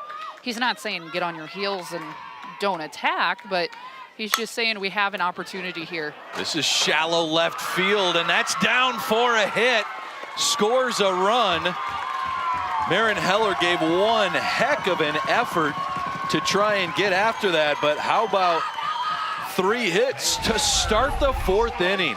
And this one perfectly placed over the shoulder of Heller. Smart base running at third by the 8th grader Rubel there as well, holding up until she sees it down. And so runners on the corners. And Addison Oda, the junior left fielder, steps in. And now we talk about a situation tying run at the plate. And here's a high fly ball to center field. This will score at least a run. Making the catch is Broderick, and coming in to score is Withers for Pleasant Valley. An RBI sac fly. And that is just out number 1. And well played by Broderick in center field. She gets behind that ball. Really her job there. She knows the run is going to score. Just prevent the runner from first to get to second. So Caitlin Merkel now to the plate with 1 away. Starting pitcher for Pleasant Valley was pulled in the 3rd inning after the Anna Easton 2-run home run. And will step in and try and help her team offensively in this state championship game. That one catches the corner. 1-1. And I love this opportunity for Merkel. You're taken out of the circle. Team effort, get Grace in the circle, let her take over the pitches, but she gets to stay in the hitting lineup. See what she can do here. 3 home runs on the season, has some power in her swing. Fouls that one off. 1 ball, 2 strikes now the count. So now Merkel will have to battle here, looking for her first base hit of this 2024 state tournament. Merkel hitting .350 on the season. Grounds that one left side. Audrey Heller scoops it up. The throw to second is in time. Merkel gets to first safely on the fielder's choice. And Merkel here just getting it off the end of the bat on the low outside pitch. And Valley, very smart, cut down your lead runner. And so Grace George is now the batter. Substituted in for Mackenzie Fa. As Fa grounded out in her at-bat in the 2nd inning. Grace George coming in. She'll be pitching for Pleasant Valley. And now looks at a 1-1 count here at the plate. So for Grace George, 4 at-bats on the season, Allie, coming in. And with 1 bat, she's right at .250 as a hitter. And how about this? 5 at-bats all season. 1 of them comes in the state championship game. No better time than now. Throughout this week, several teams, I've seen some hitters getting their 4th, 5th, 6th at-bats of the year, coming in with clutch hits as well. Here's the 1-2 up top, dropped by the catcher. It will require a throw down to first. But Valley able to get that 3rd and final out. Pleasant Valley, though, 2 big runs up on the board here in the 4th. It's Pleasant Valley striking back. I think we got to have 8 to win it. Okay, so let's go to work. Score. 1, 2, 3. Score. Let's go, Heard Coach Bakey there in the huddle. And now joining us is Pleasant Valley head coach Amanda Ray. Amanda, what did you like about the bounce back there from your offense in that 4th inning after the big inning from Valley? I think they did a good job just focusing on 1 pitch at a time. We told them make sure you have quality at bats, be disciplined, look for a good strike that you know you can hit, and that's what they were able to do in that inning. What do you see? Obviously, you've always pitched by committee this season. What do you see in Grace that can maybe recover from Caitlin? She's got a lot of different spin than Caitlin, so hopefully we're hoping that can throw them off and that it'll take them long to adjust to her pitching rather than Caitlin's pitching. She did a good job coming in a tough situation for us so far. Coach, thanks a lot for your time. Good luck to the rest of this rubber match here in this championship game. Thank you. Pleasant Valley head coach Amanda Ray. In her first year as head coach, she was an assistant for the last 3 seasons under previous head coach Jose Lara. And back in the state championship game after losing a season ago by a score of 11-0 in 5 innings to Ankeny Centennial. They are making their 5th state title game appearance. And interesting, these 2 teams, Allie, they have played earlier this season. It was an 11-2 win for Pleasant Valley back on June 1st. And then the end of June, Valley got the win 8-3. And right before we started talking to Coach Amanda Ray there, you heard Coach Tom Bakey in his huddle saying, hey, this ball game's going to take at least 8 runs to win. And you have to, you have to think that's true with both these teams' offenses. We know there's going to be more runs here. He thinks 8 might be his magic number. There's a grounder right to Clemens. The throw over to first, squeezed by Rigdon. 1 away. And Steve Rimmer, some hard contact at Clemens. We talk about the shortstop player, Marin Heller, but Jessie Clemens on the other side, flashing some leather there. The Iowa State commit, very, very good in her own right. So Emma Scully steps in.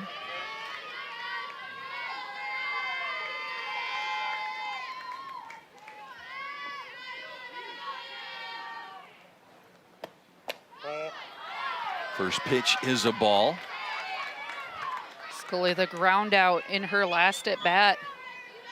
I mean, we talk about the good hitting in this lineup. Scully, the 9-hitter, has a home run on the season, 3 doubles on the season, can hit with some power at the bottom of the lineup.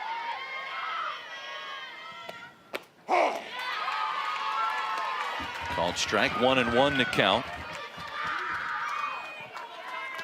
Scully a ground out in her first at bat. Grace George, 14-2 on the season. Earned run average almost the same as Caitlin Merkel on the season. 2.6, That one slipped. 2.65 earned run average.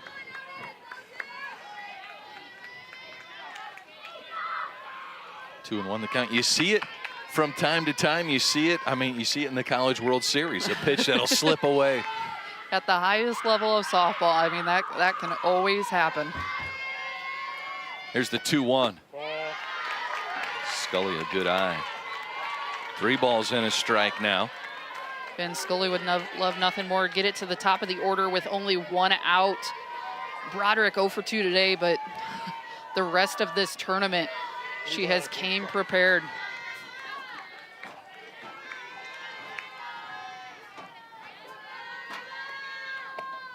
(3-1) smack to the right side of the field, down for a base hit in front of Cammie Wood, the right fielder. He fields it nicely to keep Scully at a single. And so a 1-out base knock for Scully gets us to the top of the order. And we'll have a courtesy runner coming in for Scully.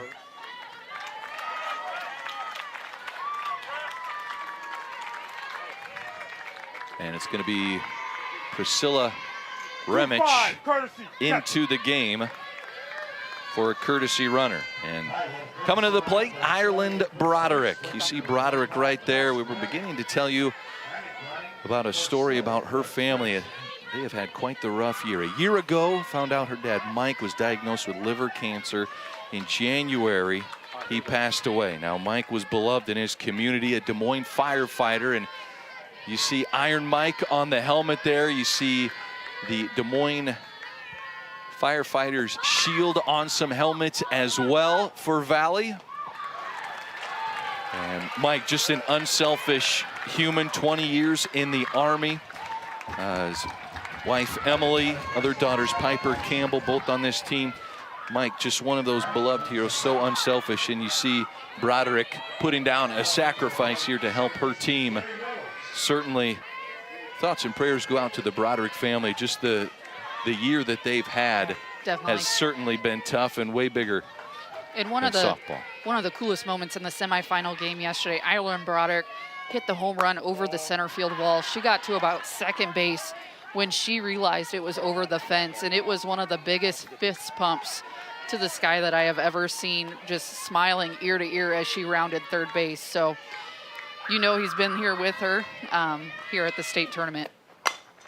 There's a line drive into right field. This should score a run all the way to the corner, and heading to second is Carrie Rose. Rose with an RBI double as the sacrifice turns into a run here in the 4th inning.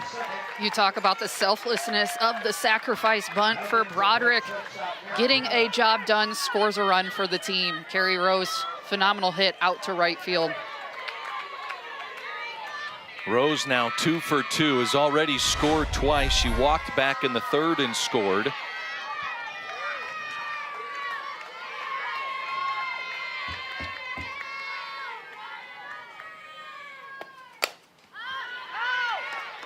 This is Marin Heller. Chops that one foul and out of play. A double and a single for Heller. And Valley now once again double-digit hits, only in the 4th inning. 11 hits in the quarterfinals, 10 in the semifinals, and 10 already in this championship game. Pop fly, shallow center.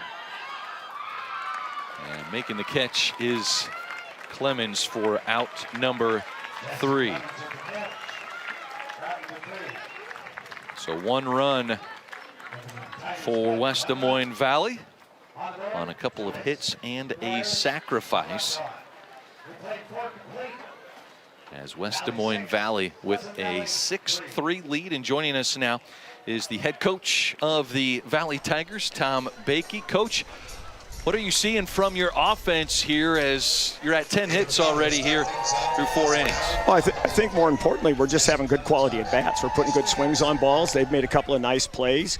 You know, I'm not disappointed about anything offensively. We're doing a great job of that. They've had a couple of balls that have fallen in, and they've hit a couple balls hard. And this game is a long way from over. I'm telling you that right now. So it's a long way from over. And what are you seeing out of your defense and pitching? What needs to change? What are you guys doing well in the circle and defensively? Well, most importantly, we have to work ahead.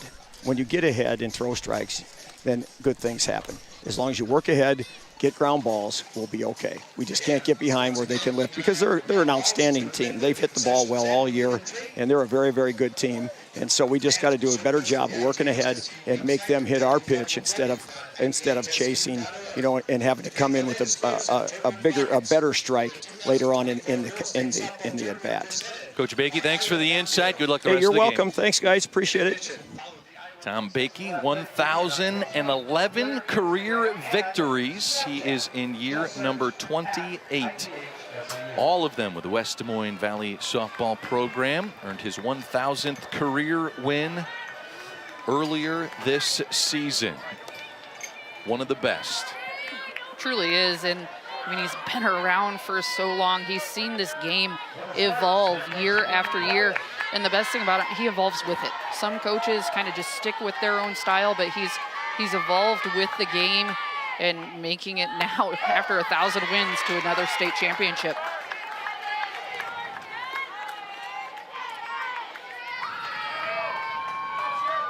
He is the 19th coach in Iowa history to reach the 1,000 career wins mark. Currently the 6th most wins among active Iowa coaches.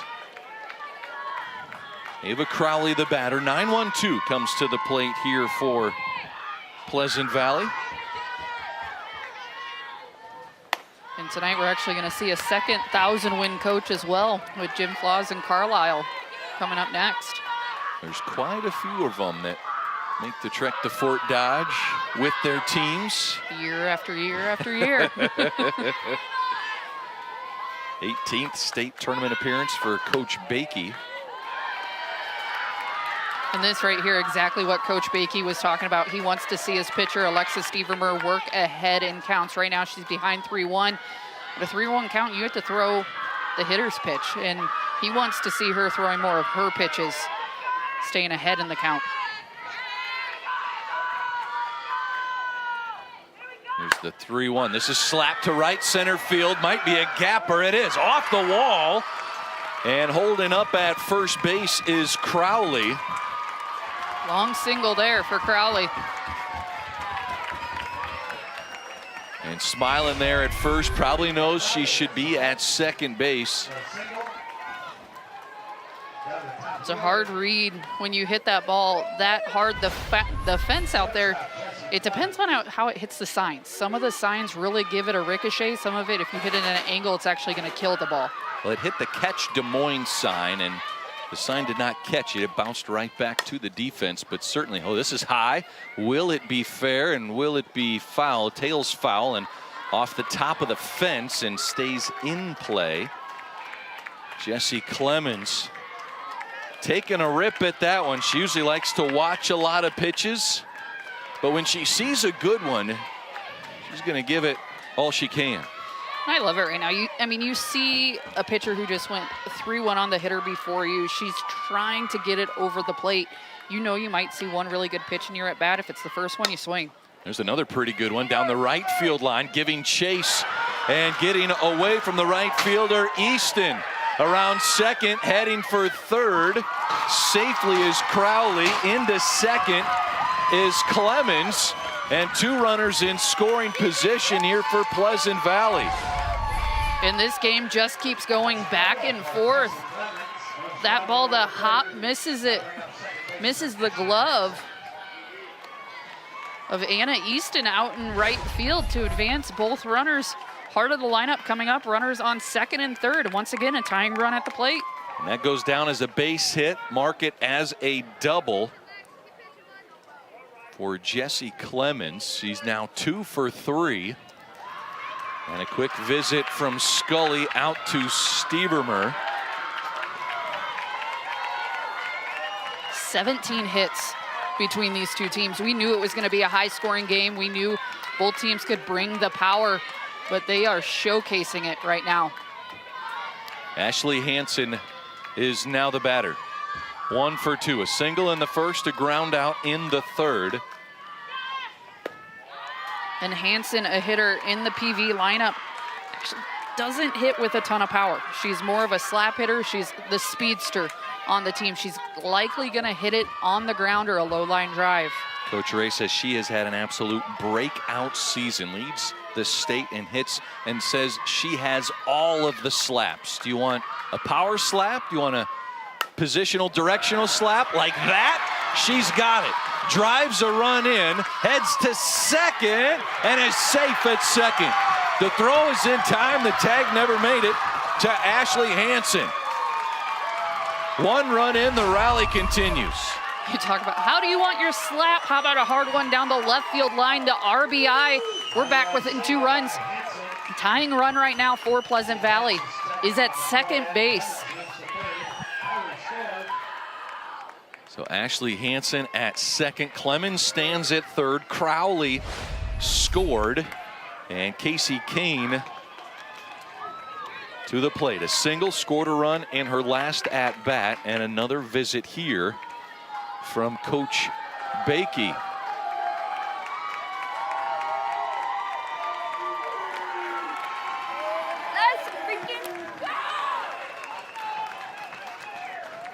Let's go right back to work here. Well, I think we got to just get an out. I mean, if it's hard hit, look at it, but let's get an out here, okay? Let's for sure get an out. All right, let's go. Defense, 1, 2, 3. Defense, come on, Tigers. We have no outs in the top of the 5th right now. It almost feels like, I'm just going to say, it feels like whatever team is up to bat is the team that's going to win this ball game. The momentum shifts once we flip the scorebook, go to the other half of the inning. Who's going to win? The offense is going to win. If we asked Coach Bakey if 8 runs would do it, what would his answer be now? I'm starting to get the feeling that it's going to be more than 8 that's going to take to win. What do you think? I have to think so. Something of note, I called the highest scoring 5A state tournament game in history earlier this week. That was a 10-9 ball game. I don't know if we'll get there. Right now we're only at 10 runs combined. But with how hot these bats are right now, it's something to keep in the back of your mind if you're one to think of records. Valley a 2-run lead. Pleasant Valley with a tying run at second base. And Casey Kane looks at one low. 1 ball, 1 strike. The count from Stevermer, the pitcher for West Des Moines Valley. Casey Kane, coach says, has become more of a leader this year. High fly ball to center field. Broderick makes the catch. The throw home. They're not going to try and get Jessie Clemens. The speedster pulls PV within 1. You'll see Casey Kane just towering fly ball. Once again, played well by Broderick. Really hasn't had the opportunity to get the out at home on either of the sacrifice flies that she's caught out there. Kane, meanwhile, has 2 RBI sacrifice flies in this game, as well as her single back in the 4th inning. Mary Paige Withers, the batter. It's a 1 upstairs from Stevermer. Withers, a double and scored a run.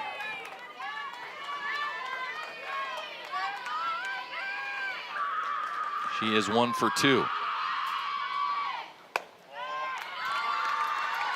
And she gets ahead in the count. Again, these Pleasant Valley hitters, West Des Moines Valley hitters, Allie, they are locked into the strike zone. They really are. And so Stevermer for Valley has really carried the weight for this pitching staff, whereas Pleasant Valley, we talked, they really pitch by committee. Stevermer has carried the bulk of these innings, so Valley hasn't shown any signs yet of going to switch up pitchers. They're ride and die on their offense. Stevermer 117 innings pitched. Hannah Easton has thrown 56 innings this season. That one's fouled straight back. Easton stands in right field for the Tigers. 2 balls, 2 strikes, though. Stevermer battling back nicely on Withers.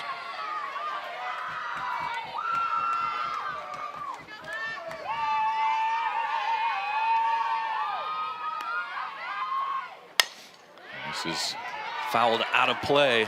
Line drive over the fence into the crowd. Withers heading to Indian Hills Community College after this senior season of softball for Pleasant Valley. The center fielder has some power and hits efficiently as well. Here's the 2-2 down in the dirt. I like the pitch call there and the pitch selection by Stevermer. Go off speed, go low in the zone. But now another full count for a Pleasant Valley hitter. Withers was on the 2023 All-Tournament team last year when Pleasant Valley was in the state championship game. That one is down in the dirt, ball 4, and another runner aboard. I tell you what, that's not the end of the world. I really have to say, with Mary Paige Withers, 13 home runs coming into this game, a power hitter, you have the base open. That is not the end of the world to put her on base in that situation. Sarah Rigdon digs in here in the top of the 5th inning. An opportunity for Pleasant Valley to take a mighty strike. Looks at one low in the zone. Just 1 out here in this 5th inning. It's Ashley Hansen, one of the fastest athletes for Pleasant Valley, on second base. She was second in the 200-meter dash at the state track meet. Also on a runner-up relay team at state track. She's at second. And you have Withers at first. And that one misses the zone now. 2 balls, no strikes. And her teammates were very fast to tell us that she had one, I think it was the 2nd fastest time for a 200 in the state of Iowa this year. So her teammates very, very proud. There were many of them that felt like, I think she's a state champion. I'm pretty positive. Here's a snap throw down to first. Back safely is Withers. All they know is she's really fast. So, yeah. And that's all that matters in the game of softball. How fast is she? Really fast. So here is Rigdon digging in. 45 runs batted in on the season, looking for another one. Here's the 2-1. Swing and a miss. Great pitch by Stevermer, going outside Rigdon, pulling that front shoulder just a little bit. Needs to keep that head down a tiny bit longer, see if she can go opposite field on the outside pitch. Stevermer trying to get out of this jam. First 3 batters reached safely here for Pleasant Valley. There's a high fly ball to left field. Back goes Moeller. It falls at the fence. And it'll be bases loaded here. Back safely at third is Hansen. Hansen got caught up there at second base. I think she really couldn't tell out in the left if Mac Muller was on it or not. Mac Miller colliding with the Farm Bureau sign. Ooh, the pole right next to the Farm Bureau sign, so they're going to give her a minute there. And then the big round from Hansen, back safely before the tag attempt from Audrey Heller. And we're going to check on Mackenzie Moeller now out in left field. As after you saw that collision into the fence, you mentioned it, right where that pole was, out of that outfield fence, and that's a really tough play to, yeah, that's a tough play to make. And off Rigdon's bat from our angle, we couldn't tell if that ball was going over the fence. It was hit so high. Yeah. It really honestly looked like it could have gone over. In Moeller here, you'll see her just tracking. And by the time she gets her glove up, the middle of her body goes right into that pole. Looks like the right side of her face hits the fence too afterwards. So we'll certainly check them out. They might even be looking at her legs as well.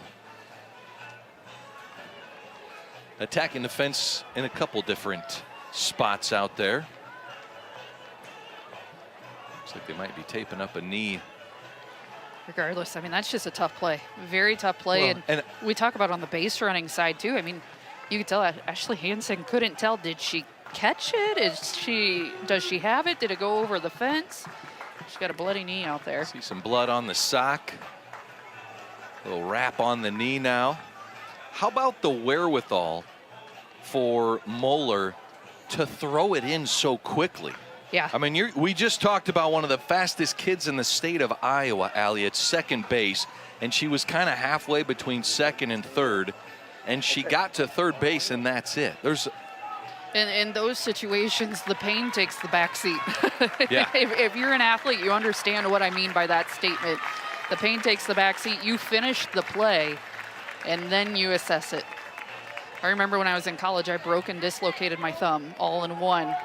And I picked up the ball and I threw it. Then I realized that my thumb was going the wrong direction. So you play through it, and then you assess the situation after. And Moeller was a part of that play at the plate earlier in the game too, when she was gunned down at the plate back in the first inning after an RBI double. What a moment right here. Bases loaded, 1 out, a 1-run ball game. And Addison Oda to the plate. An RBI sac fly in her last at-bat. This gets away. Hansen tries to score. She's in there safely. We're all tied up. I'm telling you, whoever is up to bat has the momentum, and right now Pleasant Valley feels absolutely unstoppable. Look at Hansen here. She reads that so well. That ball doesn't get too far away from Scully behind the plate. And Hansen beats the toss. She's sliding into home before the toss is even made. Scores on a wild pitch to tie this game up. And here's a high fly ball. This one is out of here. No doubt about it. A 3-run shot for Addison Oda. Her 4th home run of the season comes in the title game. That was an absolute shot. I tell you what, those folks in the left field bleachers barely even reacted because it went over that set of bleachers. A moonshot, and Pleasant Valley pulls away.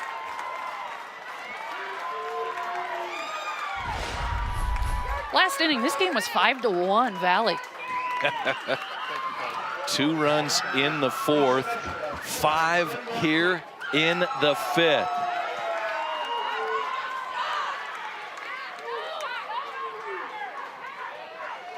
And Allie, you just spoke into existence the highest scoring title game in Class 5A history. I think we're with going 15 for, runs. yeah. This is now it. The previous record, 13 runs in 2019 when West Des Moines Valley defeated Waukee 8-5. The all-time record in a title game. 21 runs. Put that in your back pocket. That's a lot of runs. We have a few records in 5A state tournament game in general. As I mentioned, was 19 this Monday. It was Urbandale and Muscatine. And so a pitching change now for West Des Moines Valley, as coming in is Jocelyn Muir, a senior. It's the pitcher this season, 5-0, has thrown 46 innings, a 2.40 earned run average, 31 strikeouts, 11 walks, has allowed 38 hits. How about this? The strikeout to walk ratio, 31-11 on the season. She's a senior, headed to the University of Iowa to study exercise science. And something to note there too. I'm gonna listen in here.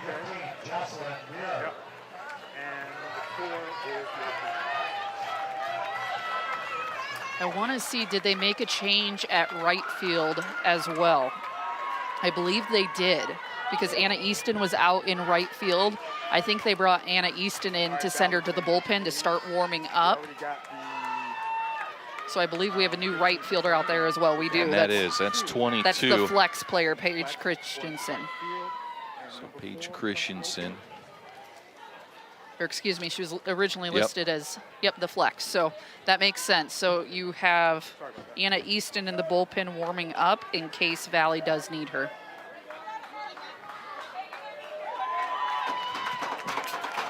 So Jocelyn Muir into the game here in the 5th inning of the 5A title game. Pleasant Valley trying to keep it going. This one floats foul, just drifts foul on the check swing from Caitlin Merkel.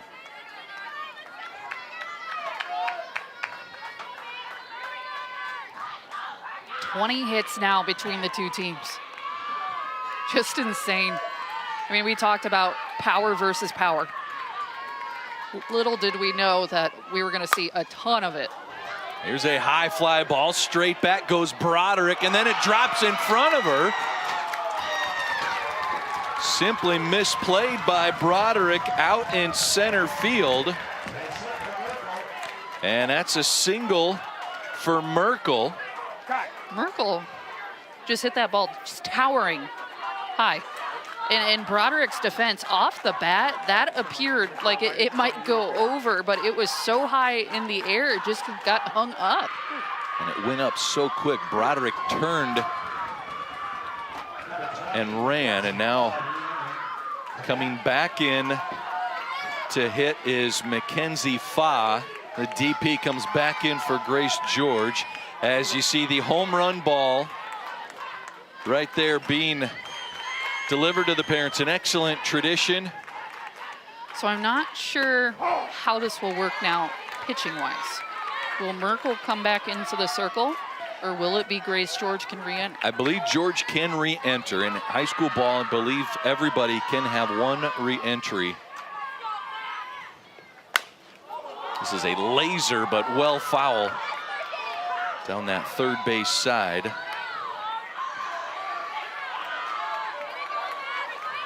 So Fa heading here in the 5th. Grounded out in her only at-bat.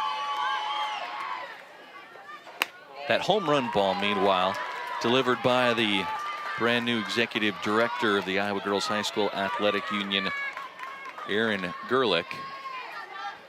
Really fun tradition that they've really started here. Yeah, just like the College World Series in Oklahoma City. You see the families get the home run ball. This is straight up foul territory. Giving chase and making the play is Claire Long. And that is a huge out for Valley. Stop the bleeding just a little bit. Big thing of note, Ava Crowley here. Pleasant Valley next inning, maybe even this inning, we're going to see the top of the order again. And this is the 10th batter of this 5th inning. Crowley got the whole thing started with a single to right center and scored the first of 6 runs.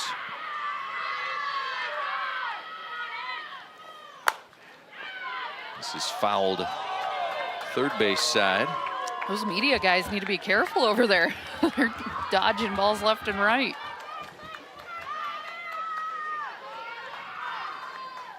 Matthew Putney, the excellent photographer for the Iowa Girls High School Athletic Union, part of that crew, bravely working the third base scissors lift for this 5A game. That's a dangerous spot right there. Very dangerous spot. Oh, yeah. I mean, it might be the best view in the house, but at what cost? There's a reason safety nettings have been extended down the lines of Major League Baseball fields. 3 balls, 1 strike right now is the count on Ava Crowley. Crowley, the senior, she's headed to Iowa. Will study biology and a pre-PA track. And looks at ball 4. So she's on for the second time here in the 5th inning. And we go to the top of the order with 2 outs here in the 5th. Is Pleasant Valley done, or can Jessie Clemens give them a little more? Clemens has had herself a heck of a game so far. She is just looking to add to it right now. Can PV just completely break this thing open? An inning ago, we were talking about Valley possibly breaking it open. Just wait till the bottom of the 5th, Allie. You'll get your opportunity, I'm guessing. Right, right. Seems like we're headed that way. Clemens, meanwhile, headed to Iowa State next year. She's 2 for 3 with 2 runs scored. Scored the first run of the ball game, and then earlier this inning, a double to right and scored a run. This will be her first time facing Muir, who's trying to pitch out of this 5th inning. Here's a high fly ball, kiss it goodbye. Wow. Jessie Clemens has left the yard.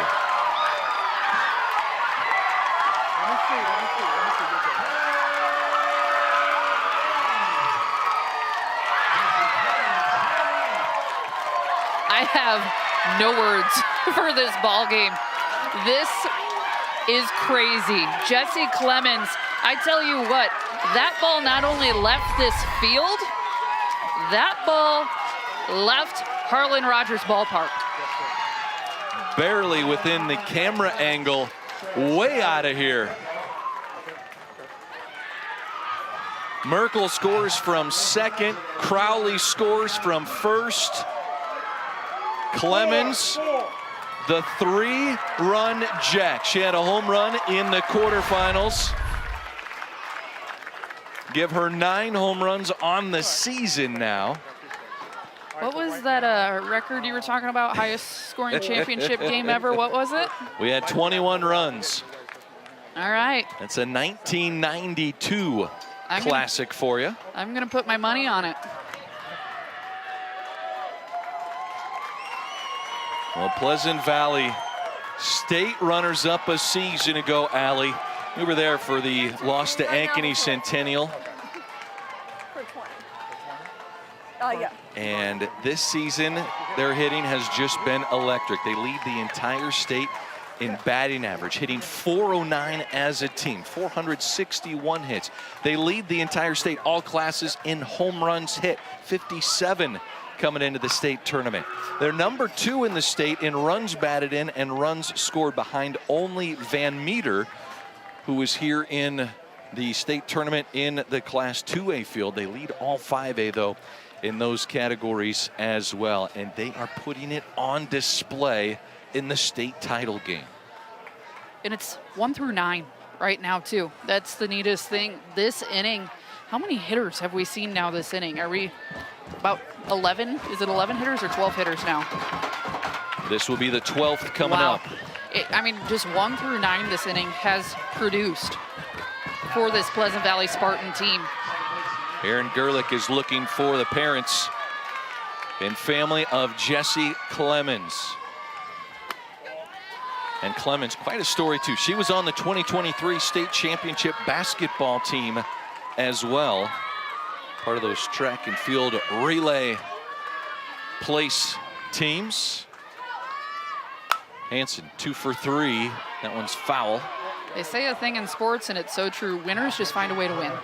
And it's she's a winner, and that's exactly what she is. This Pleasant Valley team, about a half hour ago, it was kind of starting to feel like, was this year going to be a repeat of last year? And Coach Amanda Ray went into their huddle at the beginning of the fourth and said, this game is not over. We need to change our body language. We need to prepare ourselves. This game is not over. Since then, they have scored 11 runs. That is up top, 2 balls in to strike.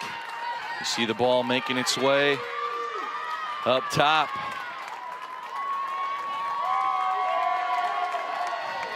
The Clemens family is pumped. This is fouled up and over the netting. Well, each year the Pleasant Valley team, Allie, has a motto. Last year it was purpose. We talked about it throughout the title game broadcast. This year it's adjust. And man, have they adjusted. 2 times through the lineup, they scored 3 runs. This 3rd time through the lineup, this is a 9-run 5th inning, which ties the record for most runs in 1 inning in a championship game. Ties how many records are we going to talk about in this game? That's crazy. It matches North Scott's 9 runs that they scored in 1 inning in 1987. Every year their team motto has 2 letters in it, US, us. And as you mentioned, this year it's adjust. They've done exactly that.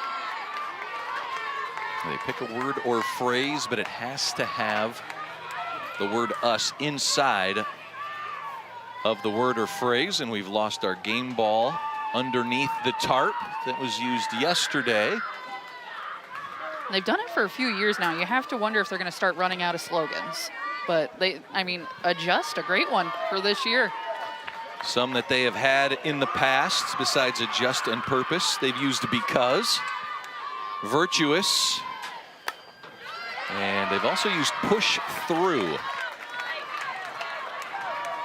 So write it all out if you're having trouble finding the US, but the word us is in that. So 9th pitch of the at-bats coming up. Another full count pitch to Ashley Hansen, trying to keep this 5th inning alive for the Spartans. Fielded by Heller. The throw over to 1 is in time.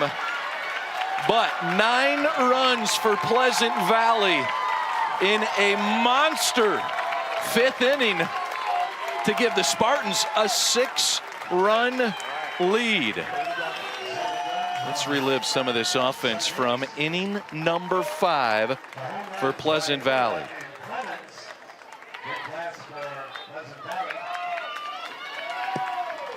Seven hits in this inning, 9 runs. A 3-run home run from Addison Oda, a 3-run home run from Jesse Clemens.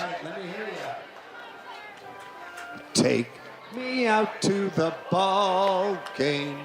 Take me out to the crowd. Buy me some peanuts and Cracker Jack. I don't care if I ever get back, for it's root for the...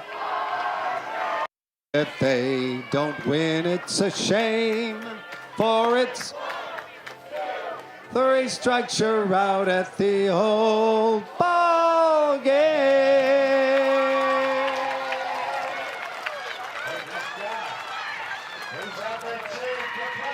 Tim Fitzpatrick hijacks our broadcast every year, Allie. I don't know why I forget about it, but the 5th inning stretch at the Iowa Girls High School Athletic Union State Championship Softball Tournament and standing is a treasure. for the 5th inning stretch is a requirement. Yesterday in the semifinal games, he noticed one of the crowds was not standing. He called them out mid-song. So you have to be ready to go. We're actually going to have a quick pause here. The Valley dugout door is open as they treat Mac Muller's knee. As you remember earlier in that inning when she ran into the fence, it's been a while since that happened. That was a long 5th inning. Pleasant Valley, 9 runs on 7 hits.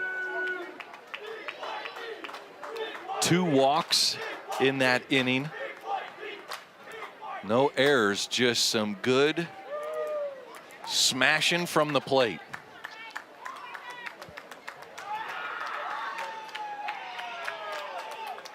Well, we predicted game 1 was going to be power. We'll have to see if we're right for game 2 here in a little bit, but could not have been more spot on about game 1, and it's been fun to watch. Well, we were at 4, 5, 6 in the lineup here for West Des Moines Valley. Claire Long, Mackenzie Moeller, you see getting attention in the dugout. And Anna Easton was in that 6th spot. We'll see if she hits or if Paige Christensen will come in to bat 3rd in this 5th inning. But Long will be set to get it started 0 for 2. As you see there. And right now, fly out to right, line out to shortstop. Sorry. You're good. This game just feels anything but over. Right? There's a high fly ball to right field. And a reaching catch made by Cammie Wood. A little smile from the sophomore. Cammie Wood made that one a little harder than it had to be. Stayed back a little bit too deep. Able to make the play, though. She knows it. All of a sudden, she's like, oh, that's dropping up here. No, Coach, I forgot to come over. Yep. Get it, Ron.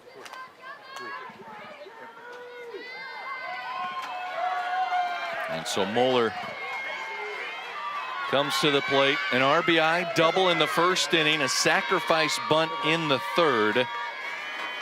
And at this state tournament, she has been the Tigers' #1 power hitter.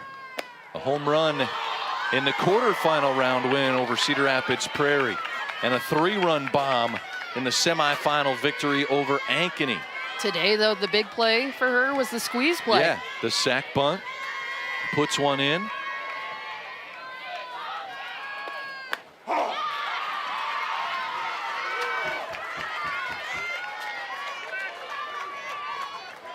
One ball, 1 strike the count.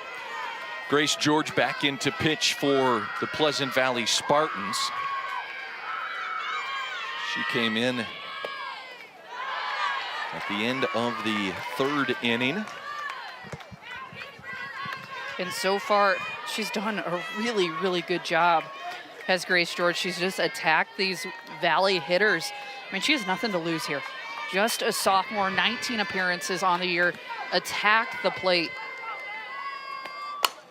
There's a high fly ball crushed up towards the lights, off the light. Up at the top of the light pole. Kids give chase too. I heard you take a foul ball to the concession stand.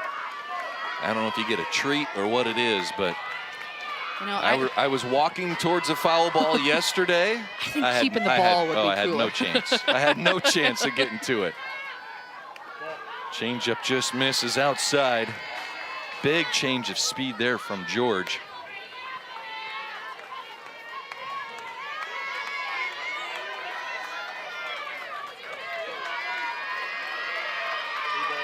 So 3 balls, 2 strikes. 1 away here. Moeller the batter.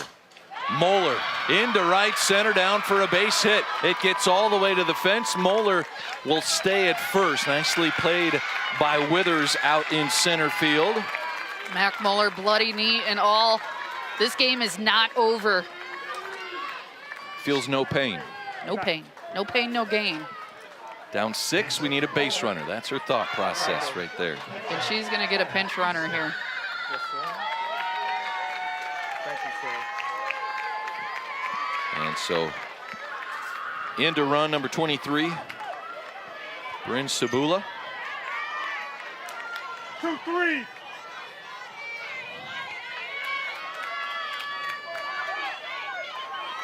So pinch runner here in the 5th.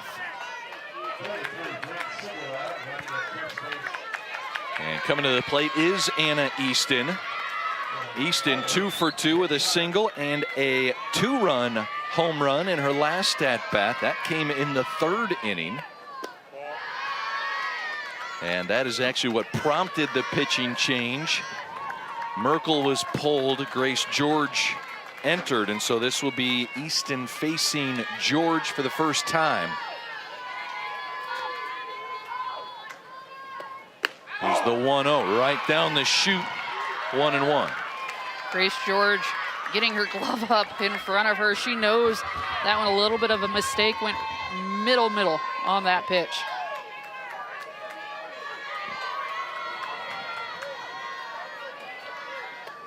Here's the 1-1 high pop fly, shallow center field. Coming in to make the catch is Withers. And there's 2 away here in the bottom of the 5th inning.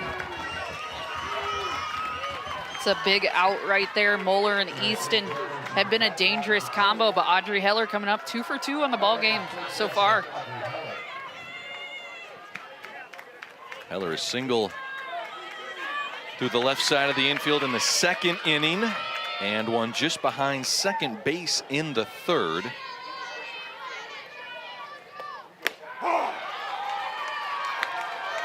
She was caught stealing to end that 3rd inning. Comes up with a runner aboard here in the 5th. 2 away. Change up down in the dirt.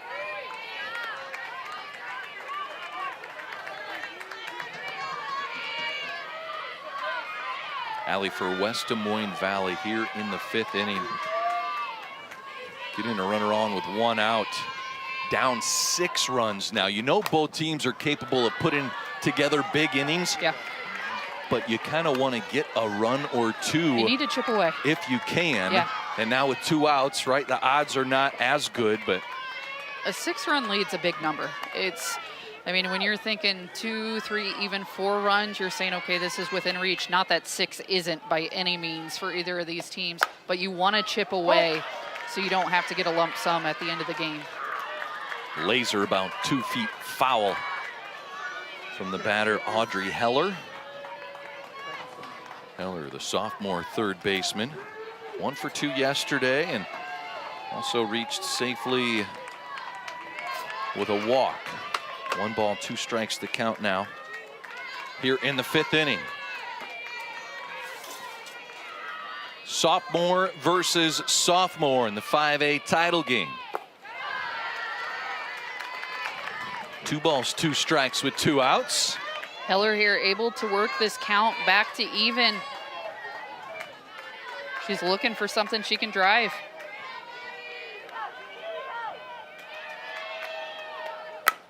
There it is. This is driven into center field.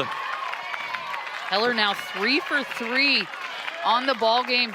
And they've been hits just like that, all 3 of them. She's been able to drive it right back up the middle.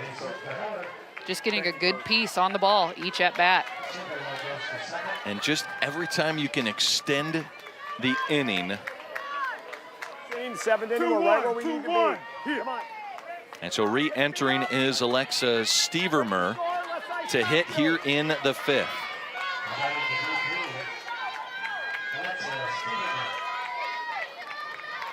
Here we go.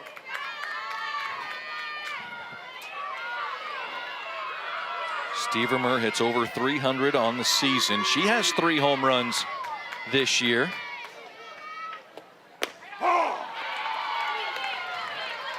Grace George attacking, getting ahead. Stevermore, the ground out to Clemens at short in her last at bat. And that one right at the knees as well. George now painting the corner on the bottom of the strike zone.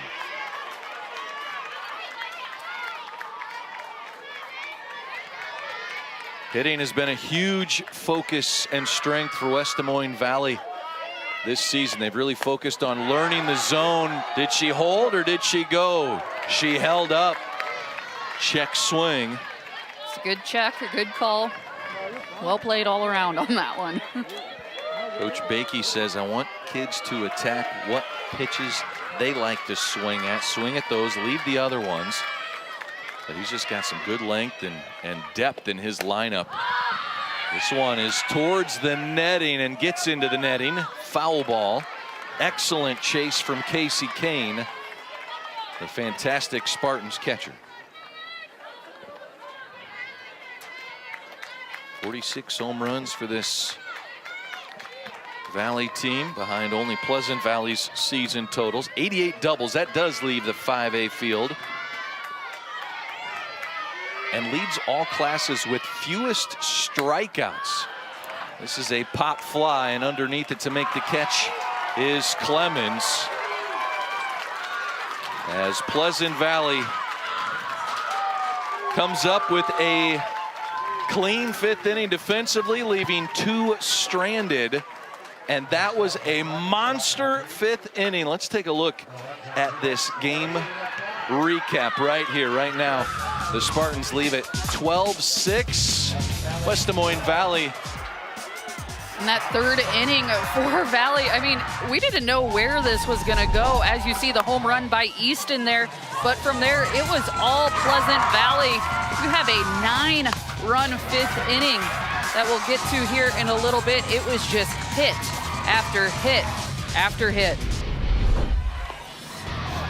That one snuck away from the catcher. Ashley Hansen scored.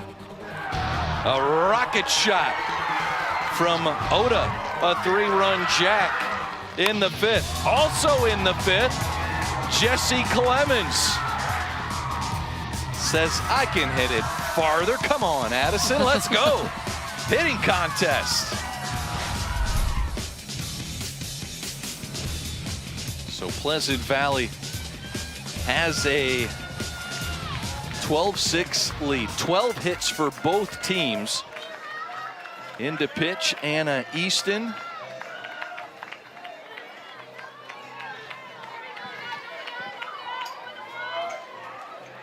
And so Easton in 56 innings has 40 strikeouts, 24 walks, and an earned run average of 3.00.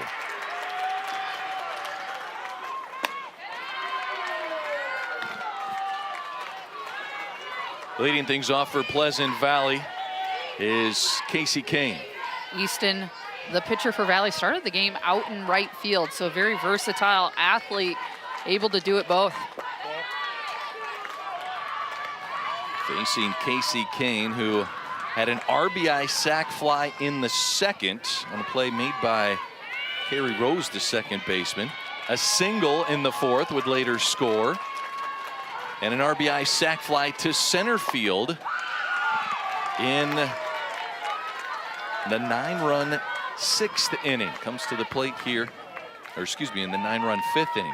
In our conversation with Coach Bakey a couple innings ago, he talked about the importance of his pitchers working ahead on hitters. All 3 pitchers so far on the leadoff hitter have gotten behind. That's huge when you're a team and you're able to see a lot of pitchers out of the pitcher's hand. I mean, it makes a difference. And now you're in a hitter's count to Casey Kane, who's a power hitter. There's a high fly ball. This is deep to center. Broderick is back, looks up. It's gone. Just right there. 3-1 count. Casey Kane is looking for her pitch. She sees it. She drives it. It is 13-6. We officially have 19 runs, tying the 5A state tournament record.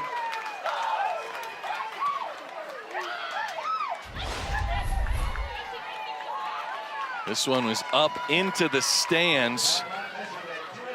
Fans ducking for cover. A couple brave souls try to make the catch, but Casey Kane, the junior. I tell you what, I've played in a state tournament game, or state championship game. 2012, it was a low-scoring game. This is way more fun to watch than the class of 2012. This one's popped up. Giving chase is Scully, and it's a couple rows deep. So 3 home runs now for Pleasant Valley.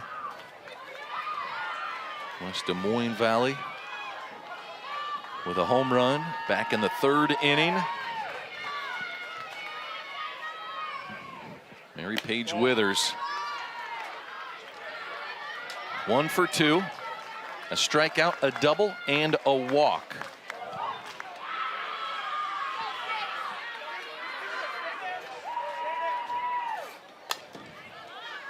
Pleasant Valley putting the offense together. And Allie, you think about a year ago, unable to score a run, lost to Ankeny Centennial 11-0 in 5 innings, and making another return trip to the state championship game. Man, they seem calm and cool and relaxed and just in attack mode. 13 runs on 13 hits. And I don't want to discredit Valley here because Valley has 12. We have 25 hits right between the two teams. Nice pitch. Change up, floats in there, gets Withers on strikes for out number 1. Really, really good pitch there by Anna Easton, going off speed, catching Withers completely off guard.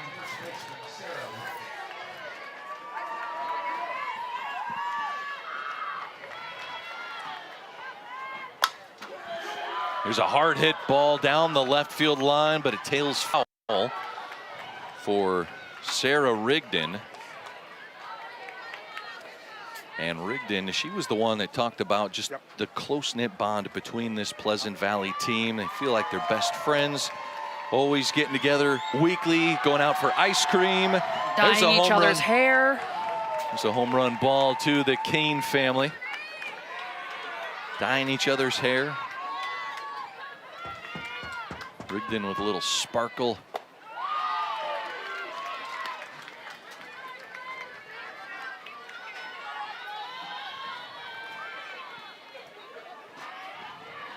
Rigdon 2 for 3, a pair of singles and a laser grounder to the pitcher in the first inning. An excellent changeup being shown here from Anna Easton. Easton's off speed, her changeup right now is something to watch. Oh, what a snag by Heller. And the throwing time. How about Audrey Heller flashing the leather? Audrey Heller and Marin Heller both move so fast on that left side. It is next to impossible to get a ground ball through that left side of Valley's defense. That looked like a no-doubt base hit off the bat. And now to the plate comes Addison Oda. Addison 1 for 2. And she drew a walk at an RBI sacrifice fly and then a 3-run home run in the 5th inning. Gets ahead in the count, 2 balls and no strikes. Off the bat, we thought Oda's hit was going to be the hit of the game. It was a monster shot. And then Jessie Clemens came up and did the same exact thing. How about that? She is locked in right now. That one goes to the wall, headed to second, a stand-up double. About 2 for 3.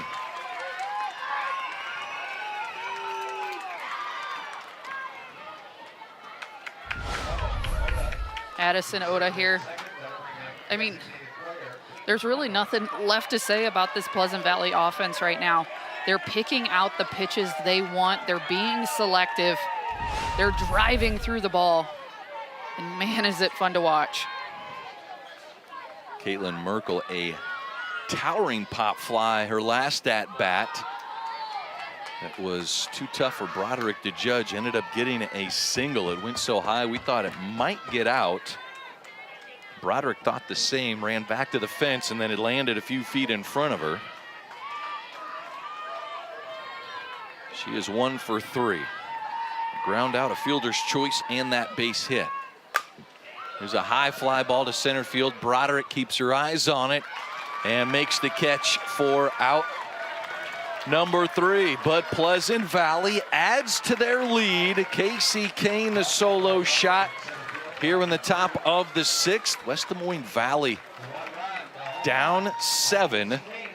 Will come up after this. Well, you can relive the championship excitement. Share these moments with your family, friends, and neighbors. Visit iowapbs.org for archives of championship games any time of the year.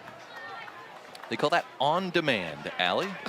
Alongside Allie Kappert, I am Brad Wells, and offense has been on demand here in this 5A championship game.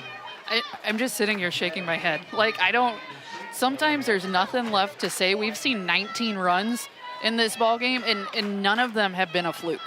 They have all been hard hit balls. I mean, it's just one after another. We've seen 26 hits. We've only seen one error defensively. And we haven't talked about defense much at all in this game, but both teams have been playing clean defense. Like I said, none of these runs have been a fluke.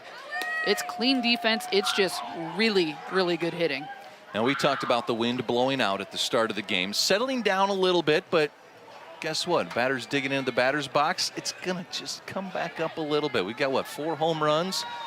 Ready to crown our first Queens of the Diamond here tonight. They've got an excellent photo op set up here in Fort Dodge. Check that out. Have you sat in that pink chair yet, Allie? No, I haven't. I feel like leave, I should. It's very comfortable. We can get a photo op. Yeah, it's mostly meant for Iowa girls, but any fans of the Iowa girl are certainly welcome to see what it feels like to sit on the throne here at Fort Dodge. Bottom of the 6th inning for West Des Moines Valley. And Valley right now, 9-1-2, just as you said. I mean, it's the heart of their lineup coming up. Opportunity right now, you don't want to put numbers on it because this Valley offense is truly capable of anything. If you're Valley, though, you want to see 3 or 4 runs put up here. 3 or 4 runs, get the momentum going back in your direction, and see what you can make happen in the 7th. That one is down low, 1 ball, 1 strike to Emma Scully. As we talk about head coaches a lot, Allie, how about some of the assistant coaches? This is Megan Rushing. She played at Valley. Another assistant coach who's in the dugout, Jasmine Spann. She played on Valley's 2019 state title team. She was a senior first baseman, and these current players ask those former Tigers about their experiences, and Jasmine was telling me, she's like, okay, what was your guys' BP theme? Apparently for batting practice, come up with a theme at the state tournament. And for Jasmine, their theme was ship, as in championship. Yes. Got it. Yeah, makes sense. She's like, so we wanted to win the ship. So we brought a canoe to batting practice. Not sure where this canoe came from. She said that's a story that's... You store the canoe in the bus? I'm not sure how they got it there. I didn't want to get all of the details. I didn't know how much time we would have. How large of a canoe was it? But it was enough to win a state title. This year's theme, however, Jasmine says PJs. I said, explain that one to me. Pajamas, PJs. She said, don't sleep on the Tigers. She's like, at any moment, down 7 runs, I'm just saying, don't sleep on the Tigers. Don't get those PJs out right now. 2 innings left for West Des Moines Valley to try and rally back. Pleasant Valley 6 outs away from a state championship game. These 2 teams have met twice during this season. We talked about that. Both teams victorious in 1 game. Allie, this is the 6th time that West Des Moines Valley and Pleasant Valley have met at the state tournament. Once in the championship game, that was 2007. West Des Moines Valley won. The other times in the semifinals or quarterfinals. Pleasant Valley has won the last 3 meetings between these 2 teams. That was in 2016, 17, and 2018. Also just goes to show how often these 2 teams are here. They have truly become regulars here in Fort Dodge at the end of the season. And we all know Pleasant Valley was in the state championship last year. Valley, this is their 21st appearance in Fort Dodge, 3rd consecutive trip. They've both been here year after year after year. Scully draws the walk. Remich out to run at first base. And to the top of the order, Broderick fouls the first pitch straight back. Earlier in the game, Valley had the 5-1 lead. Things were feeling kind of comfortable for the Valley Tigers. Right now, PV, the 13-6 lead, feeling kind of comfortable for PV. Can't get too comfortable, though. This offense can score. Remich showing the speed down at first base as well. Broderick with an opportunity for her first base hit of this game. A sacrifice bunt in her last at-bat. Here's a high fly ball deep left field. Going back and settling underneath it is Addison Oda, and back to first goes Remich. So Broderick 0 for 4. One away here in the 6th inning, and Carrie Rose has been dynamite in this left-handed batter's box, 2 for 2. She also drew a walk. She has scored twice and driven in a run. Snap throw back to first, gets away from the first baseman Rigdon. Heading down to second is Remich, and in there safely. The throw a little bit down in the dirt, tough for Rigdon to try and handle. I'll be honest, I don't really love that play in this situation. You're up by 7 runs right now. Just focus on the hitter. You don't need to focus on the runner right now. The extra throws are unnecessary at this point in the game.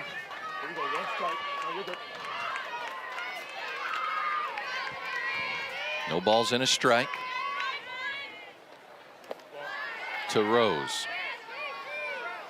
Rose has been so good this entire state tournament.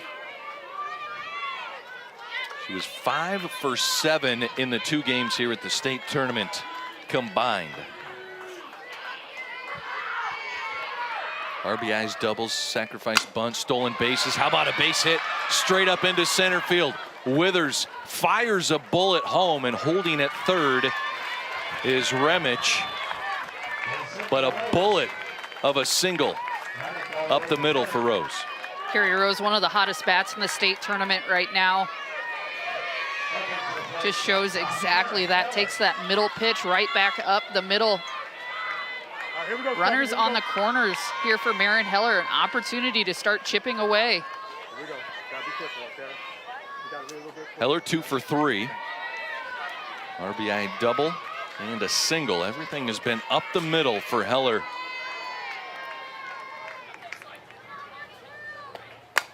That's up the middle into center field. It scores a run for Valley. Staying at second is Rose. And West Des Moines Valley. Allie, what am I telling you? Don't sleep on the Tigers. PJs, don't sleep on them. And right now, 20 runs. This is officially the highest scoring 5A tournament game. And just off of the all-time record for a championship game of any kind. At 21 runs, that is now just 1 run away. 1992. Des Moines Dowling versus Ottumwa, 18-3. Maroons. Wow. What year was that, 92? 92. So they would have still been 4A then, or all one class. It was all one class, yeah. Back then. 2 powerhouses though. Saw an Ottumwa t-shirt in my hotel lobby when I woke up this morning. Plenty of softball fans still down there. That's Claire Long, the batter. That Ottumwa team for a long time made a ton of appearances up here to Fort Dodge. Nice job by George to paint the corner. 1-1 the count. Long, meanwhile, 0 for 3 in this championship game. The senior will play softball at Rockhurst, a 4-year starter for the Tigers. Coach says she's one of the most humble kids, works so hard in the weight room, And he's like, the type of kid that I can just go up very quietly, tell what to do, and she will go do it. Talk about a kid right now that's due for a hit. Yeah. Truly. I mean, just great kid. Actually, a kiddo, when she was younger, I did hitting lessons with her. Beautiful swing. Great kid. How about that? Center field. Coach him up, Allie. Claire Long, the Valley Tigers senior, right over the center field wall.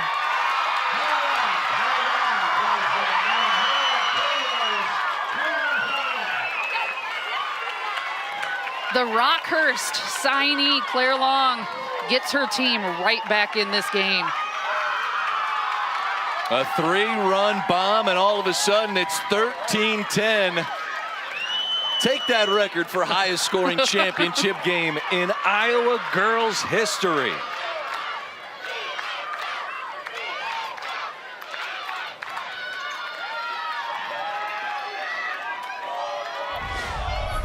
Let's take another look at this. A monster shot for Claire Long. Scores Rose and Heller. Sometimes I guess you talk it into existence. Talk about a kid who's due for a hit. Monster home run. This one's got a good charge behind it. Underneath it is Wood for out number 2. So Mackenzie Moeller pops out. Just the second time she's been retired. She's 2 for 4. And Anna Easton, now the pitcher of record for Valley. She comes to the plate 2 for 3. A single, a 2-run home run, and a pop out to center field.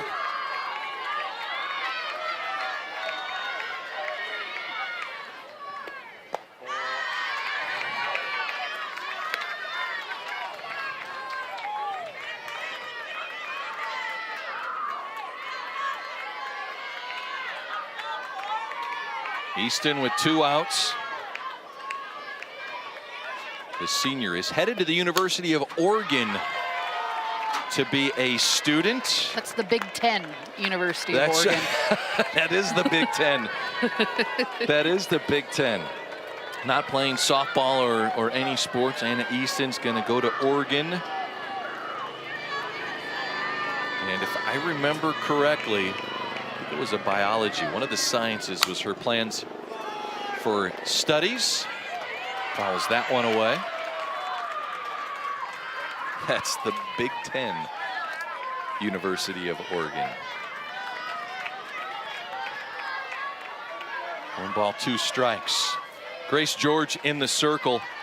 Allie doing an excellent job. Now this is getting into her second time seeing the order, and the Tigers putting some good hits on her. Is going to get the 3rd out right there. The fly out to Oda in left, but Valley puts 4 up on the board. Claire Long, a 3-run home run to bring the Valley crowd to their feet. Aaron Gerlich, the executive director of the Iowa Girls High School Athletic Union, handing out home run balls, and she has been busy in this 5A game. 29 hits, 23 runs, and we're heading into the 7th inning. I mean, this might be it, the 7th. That's your regulation game. That's your regulation, but who knows? I'm not going to say anything other than that, as Pleasant Valley. And we do still need to play another game here tonight. The 4A championship game is coming up after this one, as we're going to have Carlisle and ADM, 2 Central Iowa schools, conference rivals that will battle for a state title. And Pleasant Valley coming to the plate. They were state runners up a season ago, and Ellie, I got to give a shout out. These white uniforms for Pleasant Valley. They were sparkling at the beginning of the game. Night, yeah. They were shining, weren't they? Well, I was impressed. That was the first thing I noticed, was how white these jerseys are. A former Pleasant Valley Spartan, Reagan Hassel, playing college ball at Wartburg College right now. She ran into me before the game. She was on last year's all-tournament team. Okay. She's like, you got to check out their uniforms. I did the team's laundry last night. I washed all the uniforms. So she said the team was appreciative, and she was very proud of those uniforms. I'd be Former proud Spartan too. giving back. What a way They to did give look back nice. to your team. Well, and I don't know what she washed them in, but it has been good for 13 runs, 14 hits, and a lead going into the 7th inning here in this 5A championship game in 2024.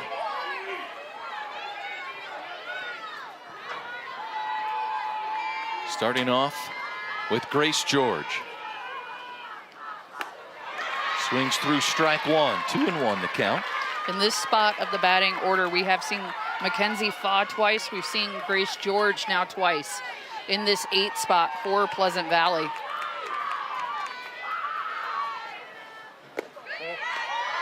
Mackenzie Faw was allowed one re-entry. And then as Grace George came back in to pitch, Faw's night's officially over.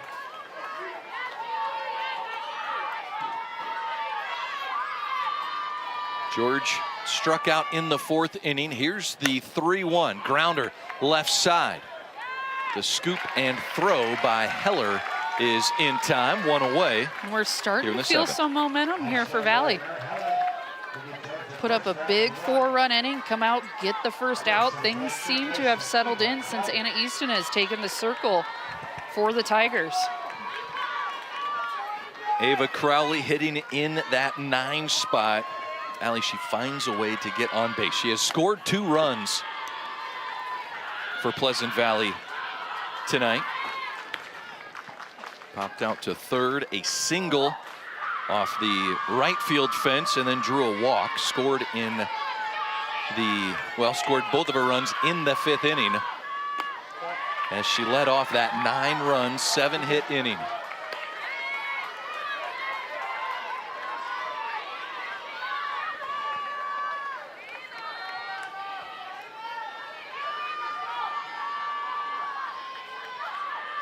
Here's the 2-0. Just missed that one, fouled straight back.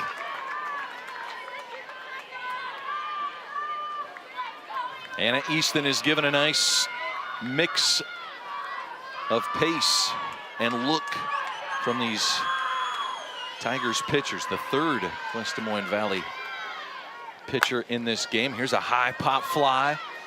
Left side, Marin Heller goes out, makes the catch in fair territory. A tough catch down along the line, and there's 2 away. As we go to the top of the order here in the 7th, Jessie Clemens is coming up. Last time she stepped into the batter's box, a 3-run bomb in the 5th inning. Clemens right now, she is a triple away from a cycle. Has the single, has the double, has the home run. Triple's always the hardest one to get. We have talked a lot of things into existence this evening, Allie. I'm just saying. I like what you're thinking. There are 23 runs up on the board. That's more runs than any state championship game ever. This might not be a triple. It might be another round tripper. I would take that over a triple any day. Take your extra base, Jessie Clemens. 2 home runs in the championship game. Clemens will be at Iowa State next season. And she adds an insurance run for the Spartans as they look to lock up a 5A title.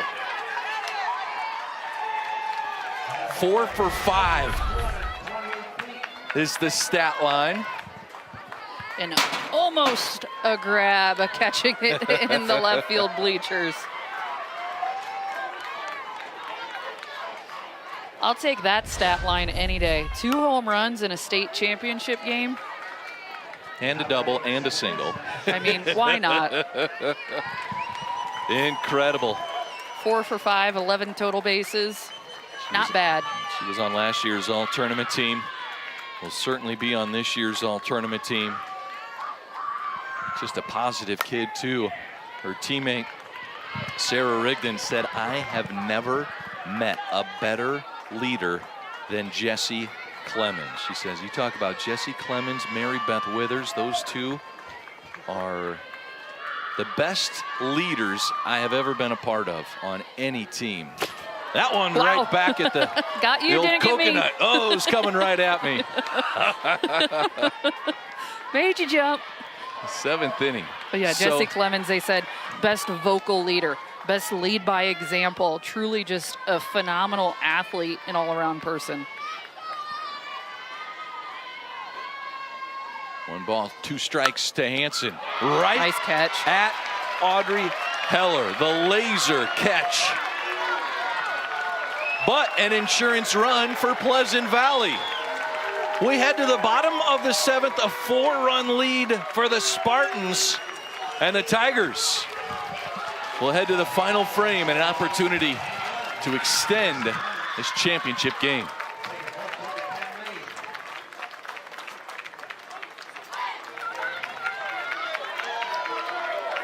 Big deep breath in the Pleasant Valley huddle there.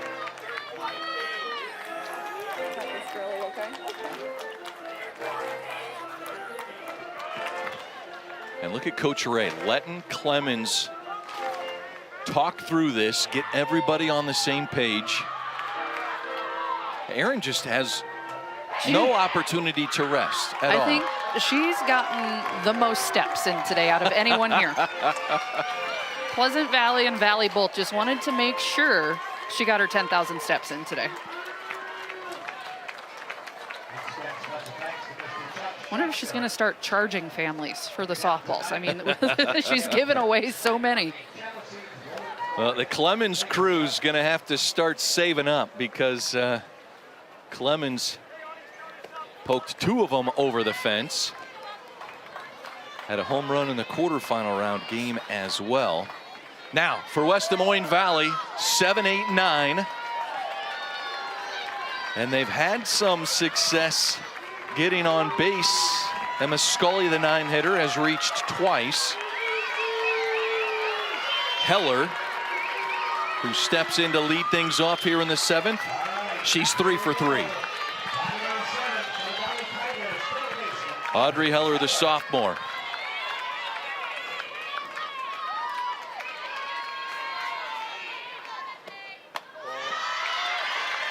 First pitch outside. Grace George, the sophomore, in the circle. She came in the 3rd inning after a 2-run home run from Anna Easton. Heller, 2 of her 3 hits have been off of Grace George. 1-1. This one is fair, just over top of the base. Kicking up chalk on both sides of the base, and a leadoff single for Audrey Heller. 4 for 4 on the day. Audrey Heller is seeing the ball so well. And this bottom part of the lineup for Valley just as dangerous as the top part.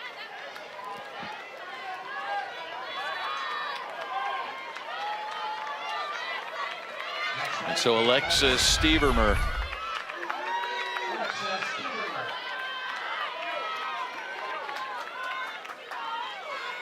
steps into the right-handed batter's box. Looks at a first pitch strike. Stevermer, a sacrifice, a ground out, and a pop out.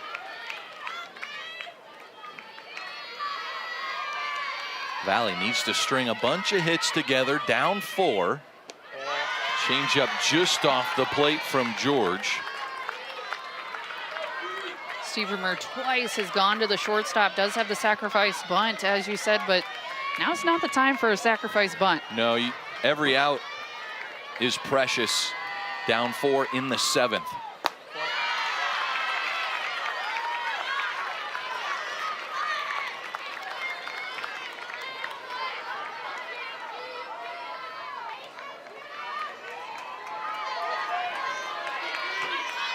Head coach for Pleasant Valley, Amanda Ray. This is her first year as head coach. She was an assistant for 3 years prior.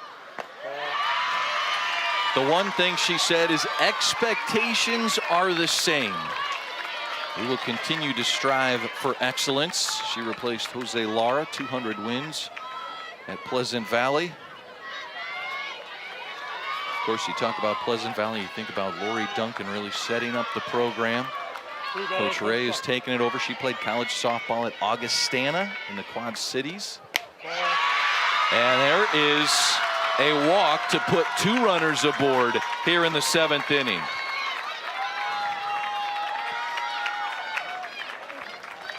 This game, I have a feeling, is far from over. Casey Kane out to have a word with Grace George. In the most dangerous part of this Valley order coming up next. Scully's been on twice. Broderick, this tournament, has had a really, really good tournament, waiting for that hit today. First pitch is outside. Scully 1 for 2, also reached with a walk, scored 2 runs.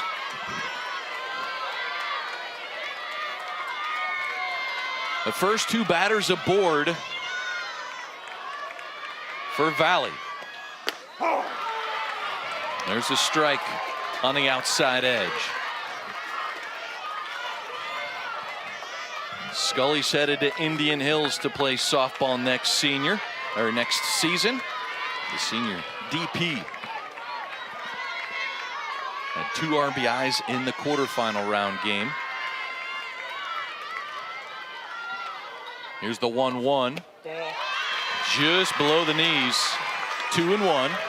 Grace George right now needs to step off, take a deep breath. She's doing exactly that. Dial it back in. Jessie Clemens right now having a conversation. Her defense will work for her. The Valley fans on their feet.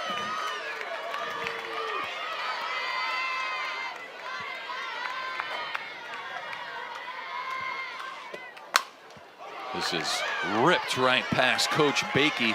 And it looks like also the Pleasant Valley crowd has adopted the Carlisle student section as their own. Good way to make some extra noise. The 4A crowd starting to sneak into the stands before this 5A game is wrapped up. Pleasant Valley, slight disadvantage when it comes to location on this one. About 3.5 hours away from the Quad Cities for Valley. Probably what, an hour and a half from Des Moines up to Fort Dodge. Here's the 2-2. That one is low and the count runs full once again. A single by Audrey Heller, a walk drawn by Alexis Stevermer, and Scully now works the count full. And both Casey Kane and Jessie Clemens talking to Grace George saying, hey, let's just get a strike right here. Let our defense work.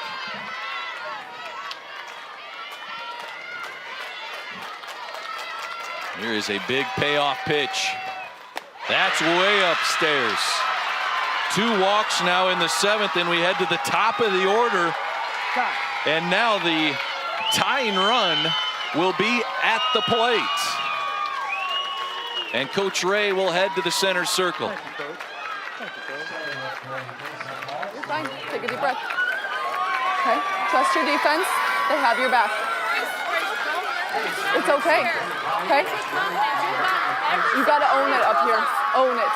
Every single one of these girls you have gotten out. You've gone through the lineup and you've gotten them out, okay? You can do it again. Trust yourself. Trust your defense. They have your back. You guys are going 4 unless your body's taking you a different way. Get the out whatever way your body's taking you. I know it's just nerves. You're okay. I promise you. You can get through this. We've done this All right. many times. So 21 outs. Do it for yourself. And Coach Amanda Ray and the rest of the infield there are saying, hey, we've gotten all of these hitters out. You've gotten all of these hitters out before. Let's do it again. And Coach talking about, hey, if your momentum's bringing you home, let's get the out at home. If your momentum's going towards another base, just get the out. Outs at this point are more important than that runner at third base. And you heard Casey Kane, the junior catcher. Coach said we've needed Casey to be more vocal, and she has been more vocal. And you see there, she was one that was certainly chiming in. Top of the order, Ireland Broderick to the plate. And a first pitch strike as George gets ahead in the count.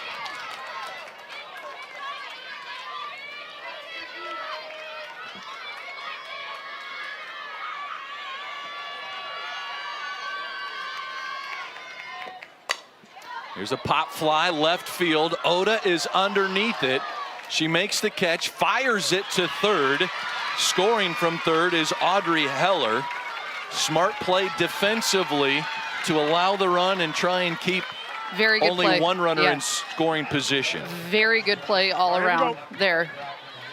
Keep your runners at first and second. It's highly unlikely you're going to get the out at home when you're that deep in left field. So Oda, fantastic job. Get that ball into third base. Now you're working with one out, a 3-run lead.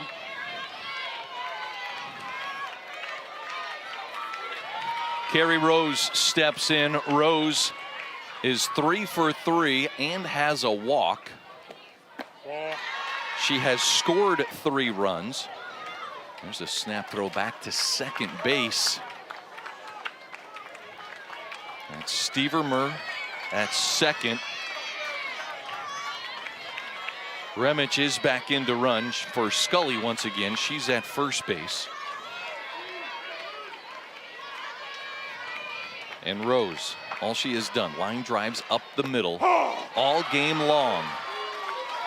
Line drives up the middle and all tournament long. And well, I mean, talk about too on deck. You have Marin Heller. What has she done the entire game? Line drives up the middle.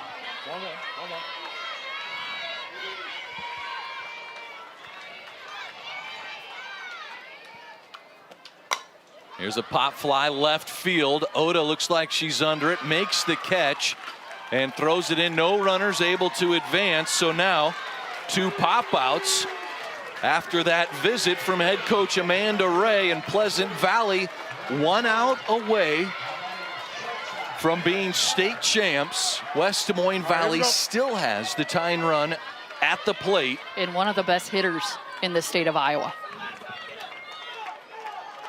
Marin Heller, 3 for 4 in this championship game, is a junior, is verbally committed to play softball at Florida State for the Seminoles. Leads all 5A in RBIs. 12 home runs on the season for Heller. And you want to be careful. You really want to be careful right now, but you can't be too careful. You put Heller on. Who's on deck? Claire Long, who hit an absolute shot to center field in her last at bat. Here's a fly ball. This is deep to center field, and it is caught. Pleasant Valley wins it. They hold on and are the 2024 5A champions. Wow. Off the bat, that center field crowd gave the impression that ball might make it over, but Mary Page Withers in center field makes the grab, and Pleasant Valley, a huge revenge game after last season's championship. Lost 11-0 to Ankeny Centennial a season ago. Redemption is sweet, and for this year's team, adjust was their motto. Their calling card all season. They adjusted. They were down 5-1, and they brought home the Spartans' 3rd title in program history after winning in 2017 and 2018. Adjust is the perfect motto. You're down 5-1 in a state championship game. You don't say die. You put up a 9-run 5th inning, and it just becomes hit after hit after hit. Hats off to the Pleasant Valley Spartans in this championship game. Thank you. Good job. Good game.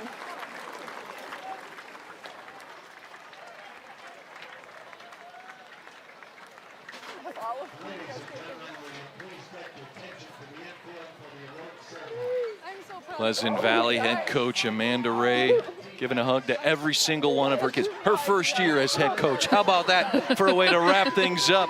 And oh, by the way, Coach Ray's getting married August 2nd as well.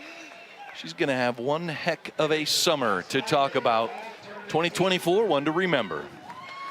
Absolutely a year to remember. These Pleasant Valley Spartans in almost every sport, this class, this group right now, so talented. Let's send it to Tim Fitzpatrick announcing the all-tournament team. From Valley, Carrie Rose.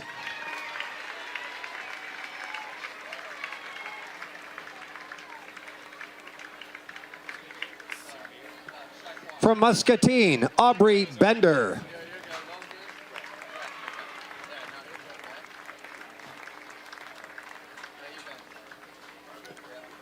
From Ankeny, Abby Rusher.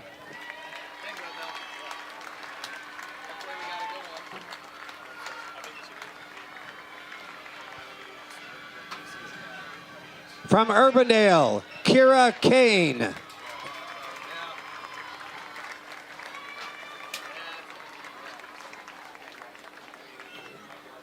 From Pleasant Valley, Ashley Henson.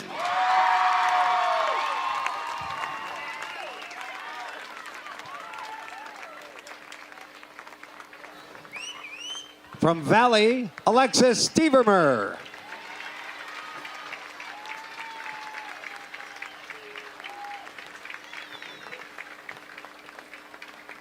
Also from Valley, Marin Heller.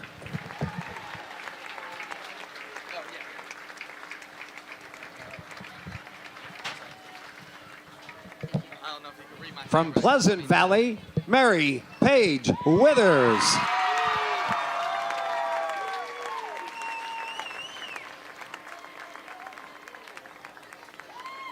From Valley, Mackenzie Moeller.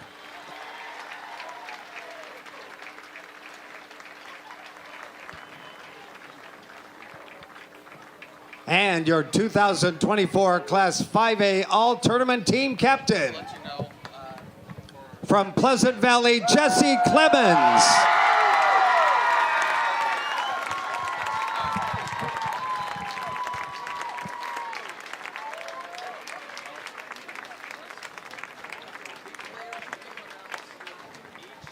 Two home runs for Jesse Clemens, a double and a single. Captain of your 2024 all-tournament team for Class 5A.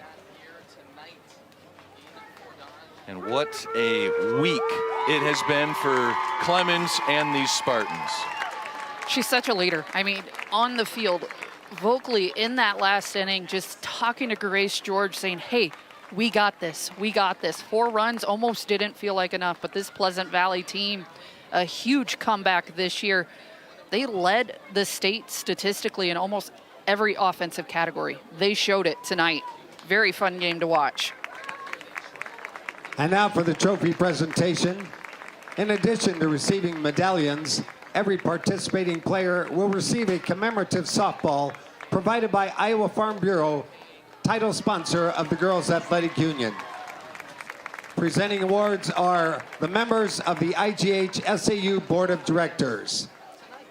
Congratulations to the runners-up in Class 5A, head coach Tom Bakey and the Valley Tigers. Congratulations on an outstanding 2024 softball season.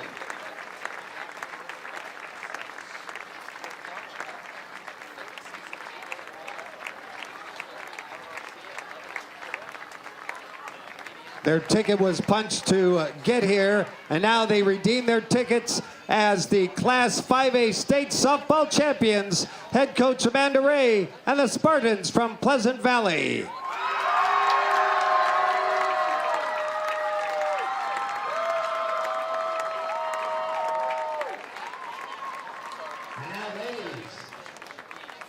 Step forward and complete your bracket.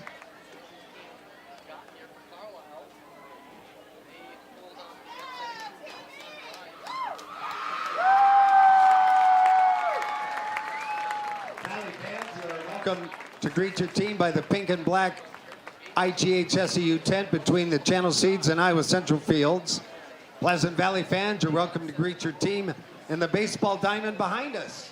Well, Jesse Clemens puts the sticker on the bracket to complete the 2024 5A field.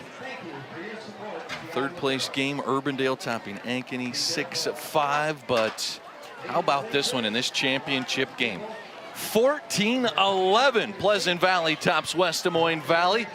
15 hits for PV, 16 for West Des Moines. And this was exactly what you thought it would be, a slugfest, An Allie. absolute slugfest. One of the most fun games I've watched in a very, very long time. Congrats to both these teams. An outstanding season for both Valley and Pleasant Valley. Pleasant Valley gets the win. 4 home runs for her, 2 from the captain, Jesse Clemens. We're not done yet. The 4A championship game is coming up next. Carlisle will be on the books, and they will be battling ADM. Funding provided by Musco Lighting is honored to support Iowa PBS. We're an Iowa company that lights local schools, community fields, and stadiums, arenas, and venues in more than 125 countries. While our reach is global, our commitment is local. The Pella Roll Screen Foundation is a proud supporter of Iowa PBS. Pella Windows and Doors strives to better our communities and build a better tomorrow. and by Fareway Meat and Grocery. For more than 80 years, Fareway has been proud to be an active part of the communities we serve. Learn more at Fareway.com. With our Iowa roots and Midwestern values, Farmers Mutual Hail is committed to offering innovative farm insurance for America's farmers, just as we have for 6 generations. Farmers Mutual Hail, America's crop insurance company.